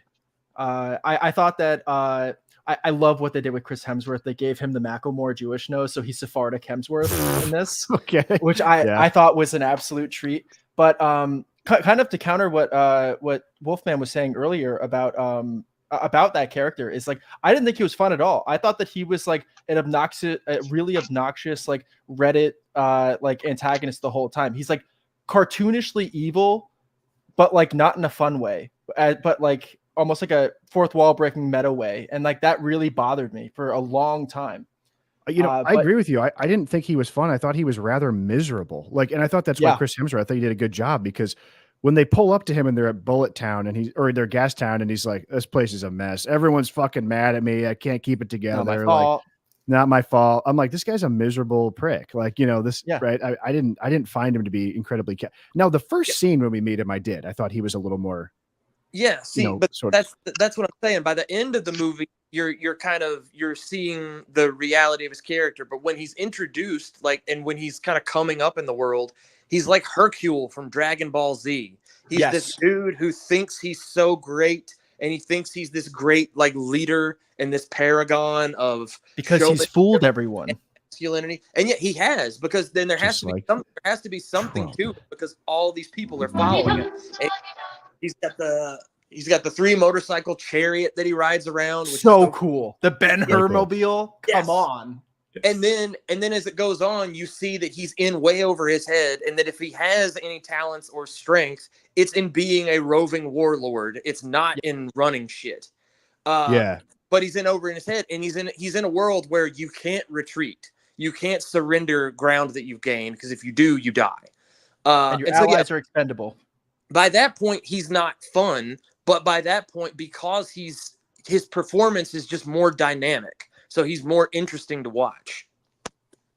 But he's arguably the protagonist of the movie, and I think what you just described makes this movie great because of that. It's and complaining about Furiosa for whatever reason, I think she's more like an afterthought in her own movie, which is fine in this situation, because we've given a much more interesting character to follow throughout the entire movie. Well, they basically gave her the Mad Max treatment. Everyone was bitching that Mad Max wasn't the main character in Mad Max Fury Road, and now Furiosa is not the main character in Furiosa.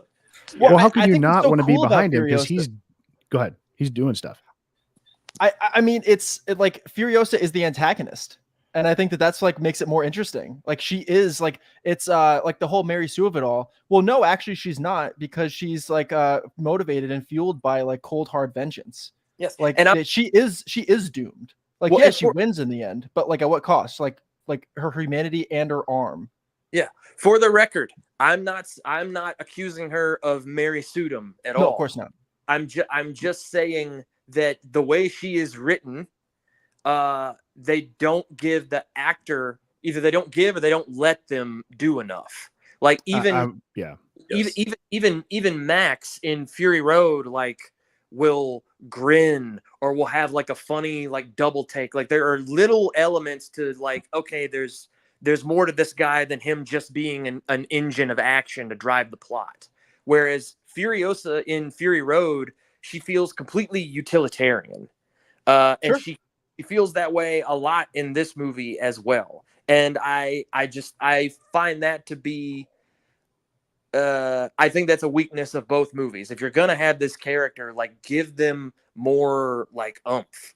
I'm with you that there could have been a little more, like Mad Max, like Tom Hardy's version. He's almost kind of a silent film character in a way. Like, there's also always constant like gestures and reactions and him looking around. Like, I'm thinking about when he has the girl come up and like cut his chain, and he's like fidgeting around, watching, is something going to happen to me? I'm in a vulnerable, precarious position right now. Like, yeah, there's really nothing like that with Furiosa. She's always just sort of like, and a moment where you could do something like that was when she was underneath the truck and her motorcycle escape plan and food gets wiped away, which I really like that exchange between her and the, I don't know what you call it, Awesome. the piss boy or the, dude that like fixes the box. Yeah. Like, that was really cool. That was Yeah. awesome. But no, I think for whatever reason, Miller wants her to be wearing goggles and having a thing covering her face the entire time, which I think maybe limits her ability to, I don't know why he with does. her eyes, and in Trembling Colors puts that in the chat too. I mean, Anya Taylor-Joy also very striking.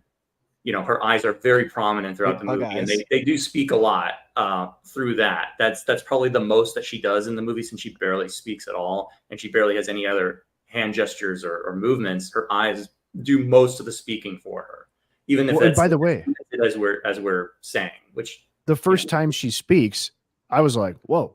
You gave me I a was little like, bit of a did they jolt. dub Charlize Theron's voice in there? It sounded exactly the same as Fury Road to me. She was good. No, I dug it. I thought it was Although, kick-ass. did you feel that by the end of the movie, as they're segueing back into Fury Road, where she's going to load up the tanker with the women to escape, did you feel that this was the same character that we're seeing in the No. previous movie by then? I did not. I did not. No, like as a matter of fact, time by the end of Furiosa, she is a part of the War Tribunal. Like she is oh god, Iron Curtain. What's that? Who is that guy? Stalin? No, the fucking the English guy with like the nose cover thing. Oh yeah, that guy. Yeah, right. Churchill, who plays with his nipples. Like she's on the same level. Oh, there you go. Yeah, that's not right. Right. Yeah, they're that was kind of interesting. Well, and that's the thing too. By the end of that movie, by the end of Furiosa, there's no good reason for her to do what she does. There's no good reason for her to betray Immortan Joe and take all his wives away, other than her just being like, well, I'm a good person now, and the right thing to do is to set these women free. Like, it would have been better just to end it after her getting revenge or whatever, and you assume 10 years go by and she develops a bond with these women. Or you can plant, no pun intended, you can plant a little seed of her kind of forming a bond with them, and then she maybe through hanging out with these women, she discovers her like womanhood and she wants to rescue them from this tyrant. But yeah, it doesn't work at the end of that movie. The Furiosa that we see at the end of her movie would have all of like the women who were like in the vault.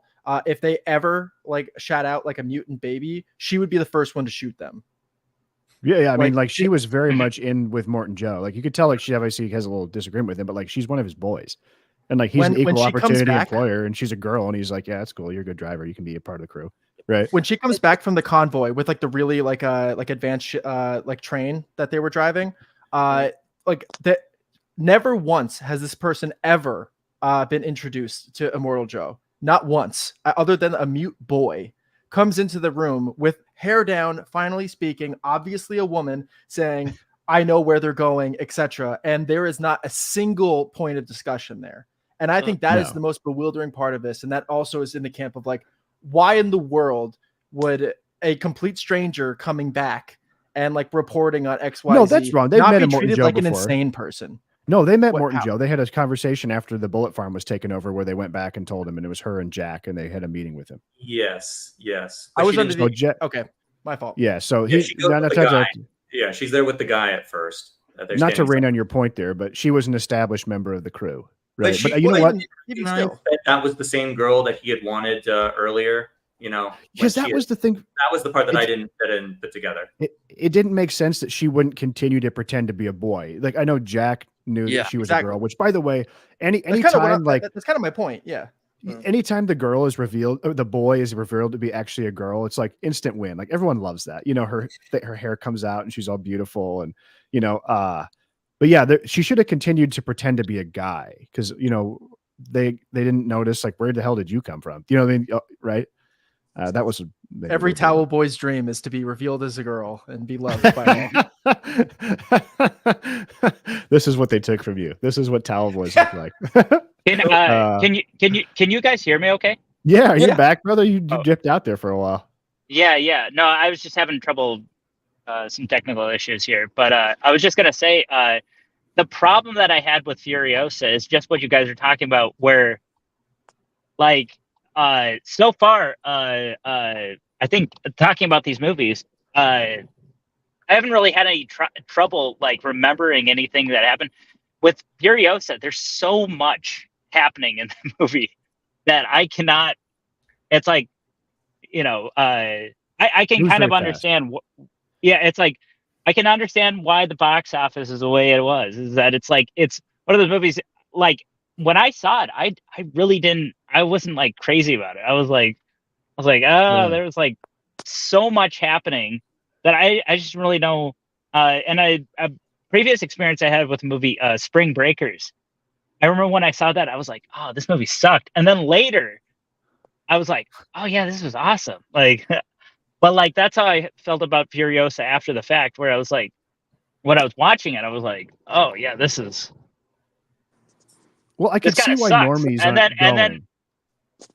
Yeah, why do you Like- think this movie is not doing well box office Well, wise? I've- Besides all the general box office issues that every movie is having these days. I've got- Exactly. I've got a couple things to say about that. One, it doesn't help that, and I know that people going into this know that Mad Max isn't in it, but nothing speaks more to the times that we're living in, and especially how bad all sequels and remakes are, than the fact that the longest Mad Max movie, and longest by an hour, like the original trilogy, they're all about an hour and a half. Fury Road's about 2. This is 2.5 hours long, and it's the one movie that Mad Max isn't in.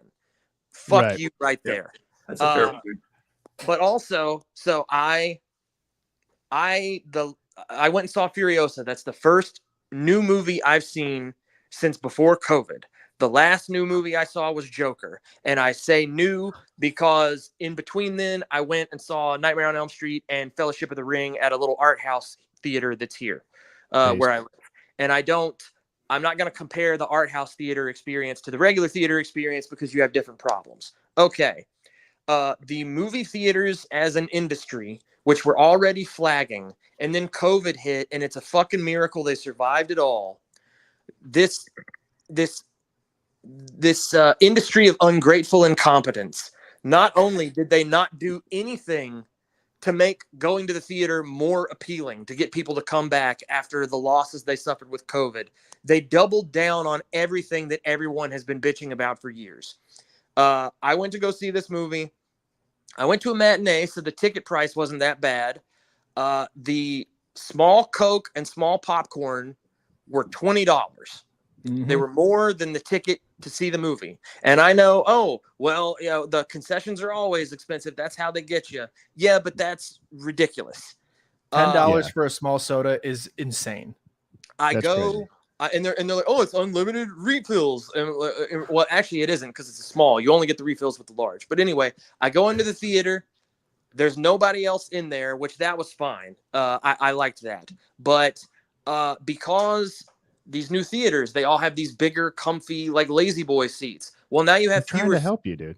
They're trying to give you something new. Go ahead. No, I know, but you have fewer seats in each theater. So now you have to have more showings to get the sales that you would need, like compared to how you used to get. But also, so then we've got ads, we've got previews for movies that I don't want to see, and then we've got more ads. They've tacked on more ads after the previews. Dude, So I from skipped Maria all that Menounos, shit. 30 Maria minutes of Menounos, commercials. like, needs to be sent to a gulag. Like, it is I told- outrageous. I told Ryan the same thing. I'm like, I have to sit through Maria Menounos saying, hey, which movie was Darth Vader in? Star Trek. Like, can you Advertise pass for this fucking movie spiritual- quiz? So Yeah. then go and Already- like hear an ad for her fucking spiritual like therapy podcast. Like, no, thank you. Go away.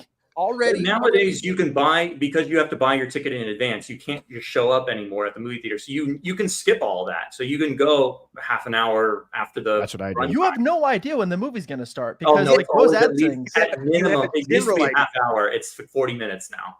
It can't be. The previews can't be that long. People don't have 3 fucking hours. You know what I mean? So then, Like- so already a bloated runtime of 2.5 hours. You tack on 40 minutes to that. Now, and here's this is not an old rundown theater I went to. It's the big chain that exists where I live.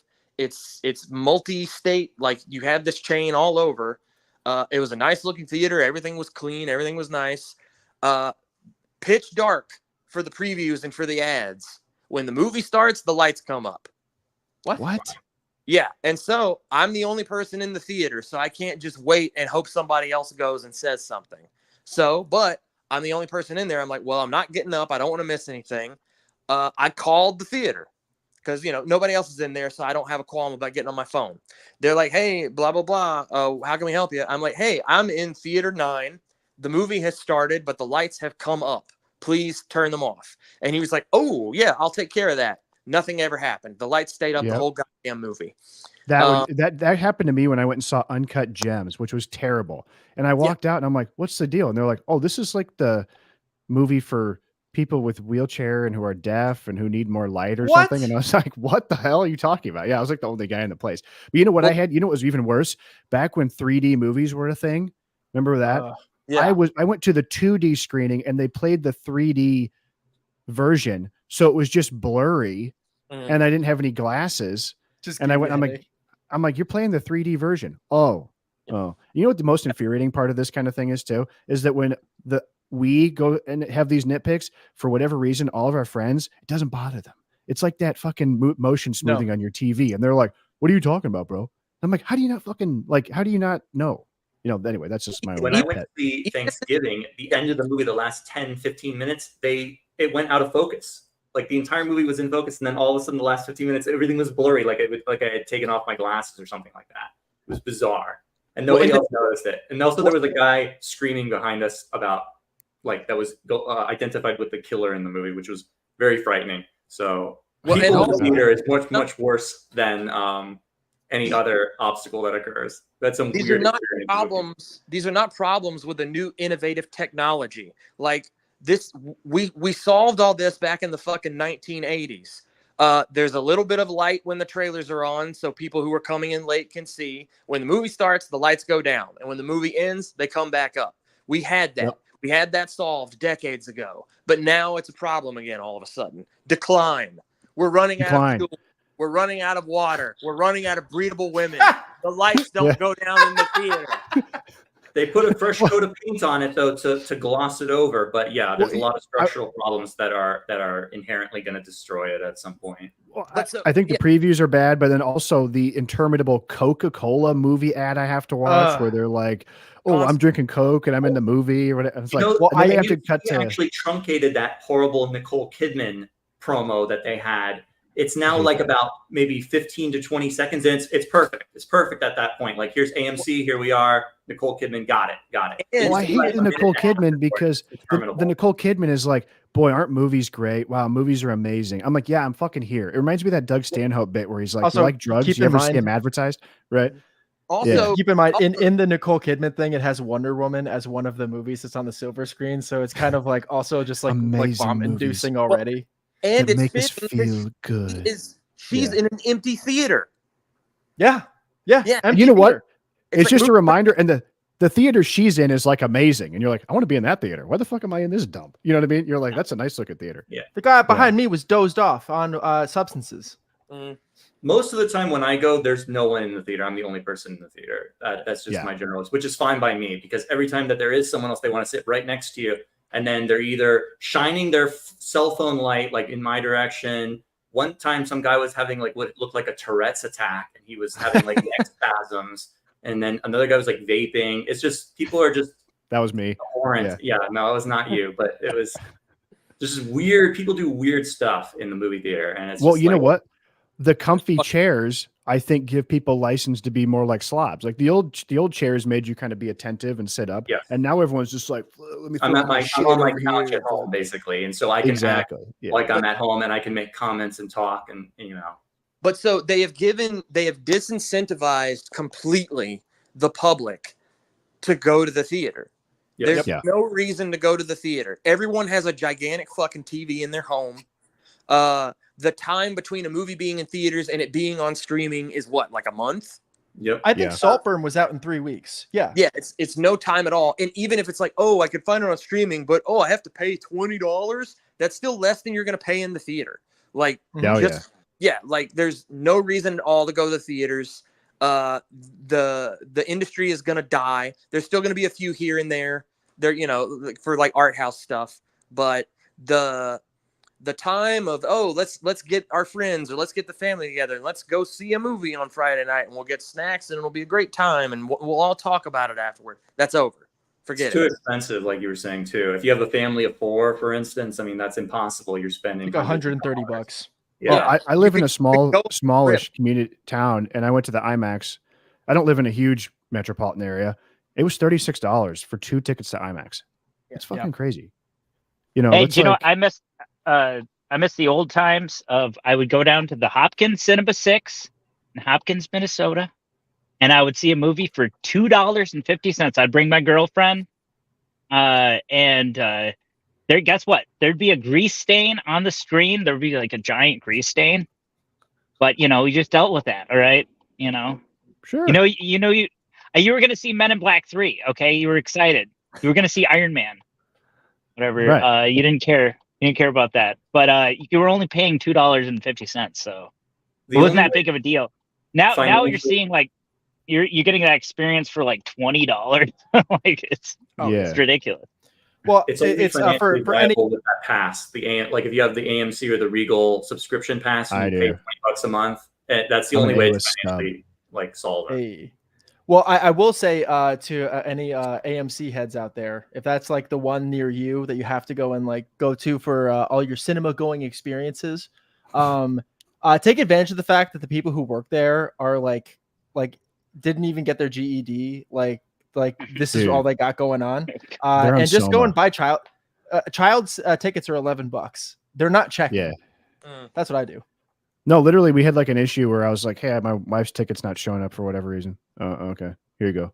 You know, it's like Yeah. they don't care. Yeah. At my Regal theater where I used to go, there used to be no ticket person. You could literally, I mean, I had the subscription pass, obviously, but like you would just walk in and no one would stop you. Like you just walk in. There's like no employees. It's bizarre. Oh yeah, Guys- I've spent multiple weekends just going from like theater to theater, just going and seeing like different movies for like an entire afternoon for the price of one ticket because no one gives a shit. I used to do that in college, but there's just not two movies out simultaneously that I want to see. Yeah. You know, unless I want to But, go no. like see Exorcist 2, the fucking whatever. There's like 3 horror movies that are Immaculate Exorcism or whatever. You When know, I there's went- like, You know, what's his name? Russell Crowe's making another exorcism movie. I did see that actually. I thought it was Yeah, I don't okay. know why. After the last, the Pope's Exorcist, which was you had recommended. which Oh, was terrible. hey guys, I got to run here, but it's great bet, being brother. on here with you guys. Pleasure, Yep, bud. you bet. Have a good Good one. talking to you. Yeah, dude. Have a good one. Well, you think time to wrap it up, boys? I appreciate you coming on. I think so. Yeah, thank you so Yeah. much for the invite. This has been Yeah, fun. fun. I'm glad we got to bitch about movies theaters because they need to get their act together. There needs to be less of them. They just need to like consolidate and have one really nice movie theater. You know, And also get rid of the fucking Coke freestyle machines and just have like regular fucking fountains. I hate these Yeah. things. Well, and if you're going to have fewer theaters, that means you're going to have to hire fewer people, which is good. Take some of that money that you saved from keeping all those locations open and hire bouncers. Yep. So Yeah. when people act up in the fucking theater, they get dragged out. No Yep. refunds. Yep. I'm with you. It's always such a process. So if you want to kick anybody out, because they want to do like people's court on the spot and adjudicate whether or not they were like misbehaving. Then Nope, you have to listen to Alamo that shit. House. You know, I really Alamo do like. Drafthouse entire like their entire shtick is if you're on your phone, you're out. Like there's like no strikes. And even then, like I've been to multiple Alamo like showings, and they just allow like XYZ person to just like do whatever they want. Yeah. For I free think reign. and Alamo is a theater. I actually have one of those in my area. I liked it. I like it mostly because they It's nice. curate retrospectives a lot and they have a nice restaurant and you can get a beer. And, you know, people bitch about the food thing. It doesn't bother me that much because most of the time I'm there to see a movie I've already seen before. So it doesn't bother me when they're like, hey, you're fucking, you owe us $30. You know what I mean? But like, I don't know, Ryan, you're against that. For me. And then people with the silverware and stuff like that making tons of noise, clanging their forks and knives, and they need to order they're like, more food, and they need to turn on a light to inspect the menu, and they need to do all this stuff. It's like, come on. Just watch maybe a I'm movie. like a Reddit slop consumer, but like I went to they did Texas Chainsaw Massacre 2 and they made like barbecue, which was fun. And like, you know, I was eating it. I'm a sucker and for a everyone's cocktail laughing. pairing, but that doesn't sound half bad. Yeah. But all those yeah. things, very all of those appetizing. things you can do at home with friends. And if you're streaming a new movie that costs like $20, well, if you invite some friends over, everyone can pitch in $5. So nobody's That's out. pay-per-view. Yeah. Yeah. Yeah. No, just have some friends over, or you and your gal or your wife or your family. You know, I don't know what y'all's situation is, but whatever it is, yeah. Polycule. Texas Chainsaw Massacre, go get barbecue, watch it. Me and my friends, one Thanksgiving, we watched all the Lord of the Rings movies throughout the day, and we did a meal with each movie. So for Sweet. Fellowship of the Ring, we did a big breakfast. We had eggs, bacon, sausage, biscuits, oatmeal, all this stuff. For Hell yeah. for Two Towers, we did a big camp stew. Second breakfast. Yeah, Second and then breakfast, yeah. for Return of the King, we had this huge dinner with like steak and potatoes and like a big Wow. like fine dinner. It was awesome. That sounds really fun. Yeah. Thankful for Peter Jackson that day. Mm-hmm. Yeah. But yeah, you can do it at home, friends. All right. Well, hey guys, that's been a lot of fun. Thanks for coming on. I got to go spend time with my my wife. But it's been What a blast! You know, Thanks so much, guys. I'm an attentive guy. You know, I get a little me time, but no, I appreciate you coming on. It's been a lot of fun.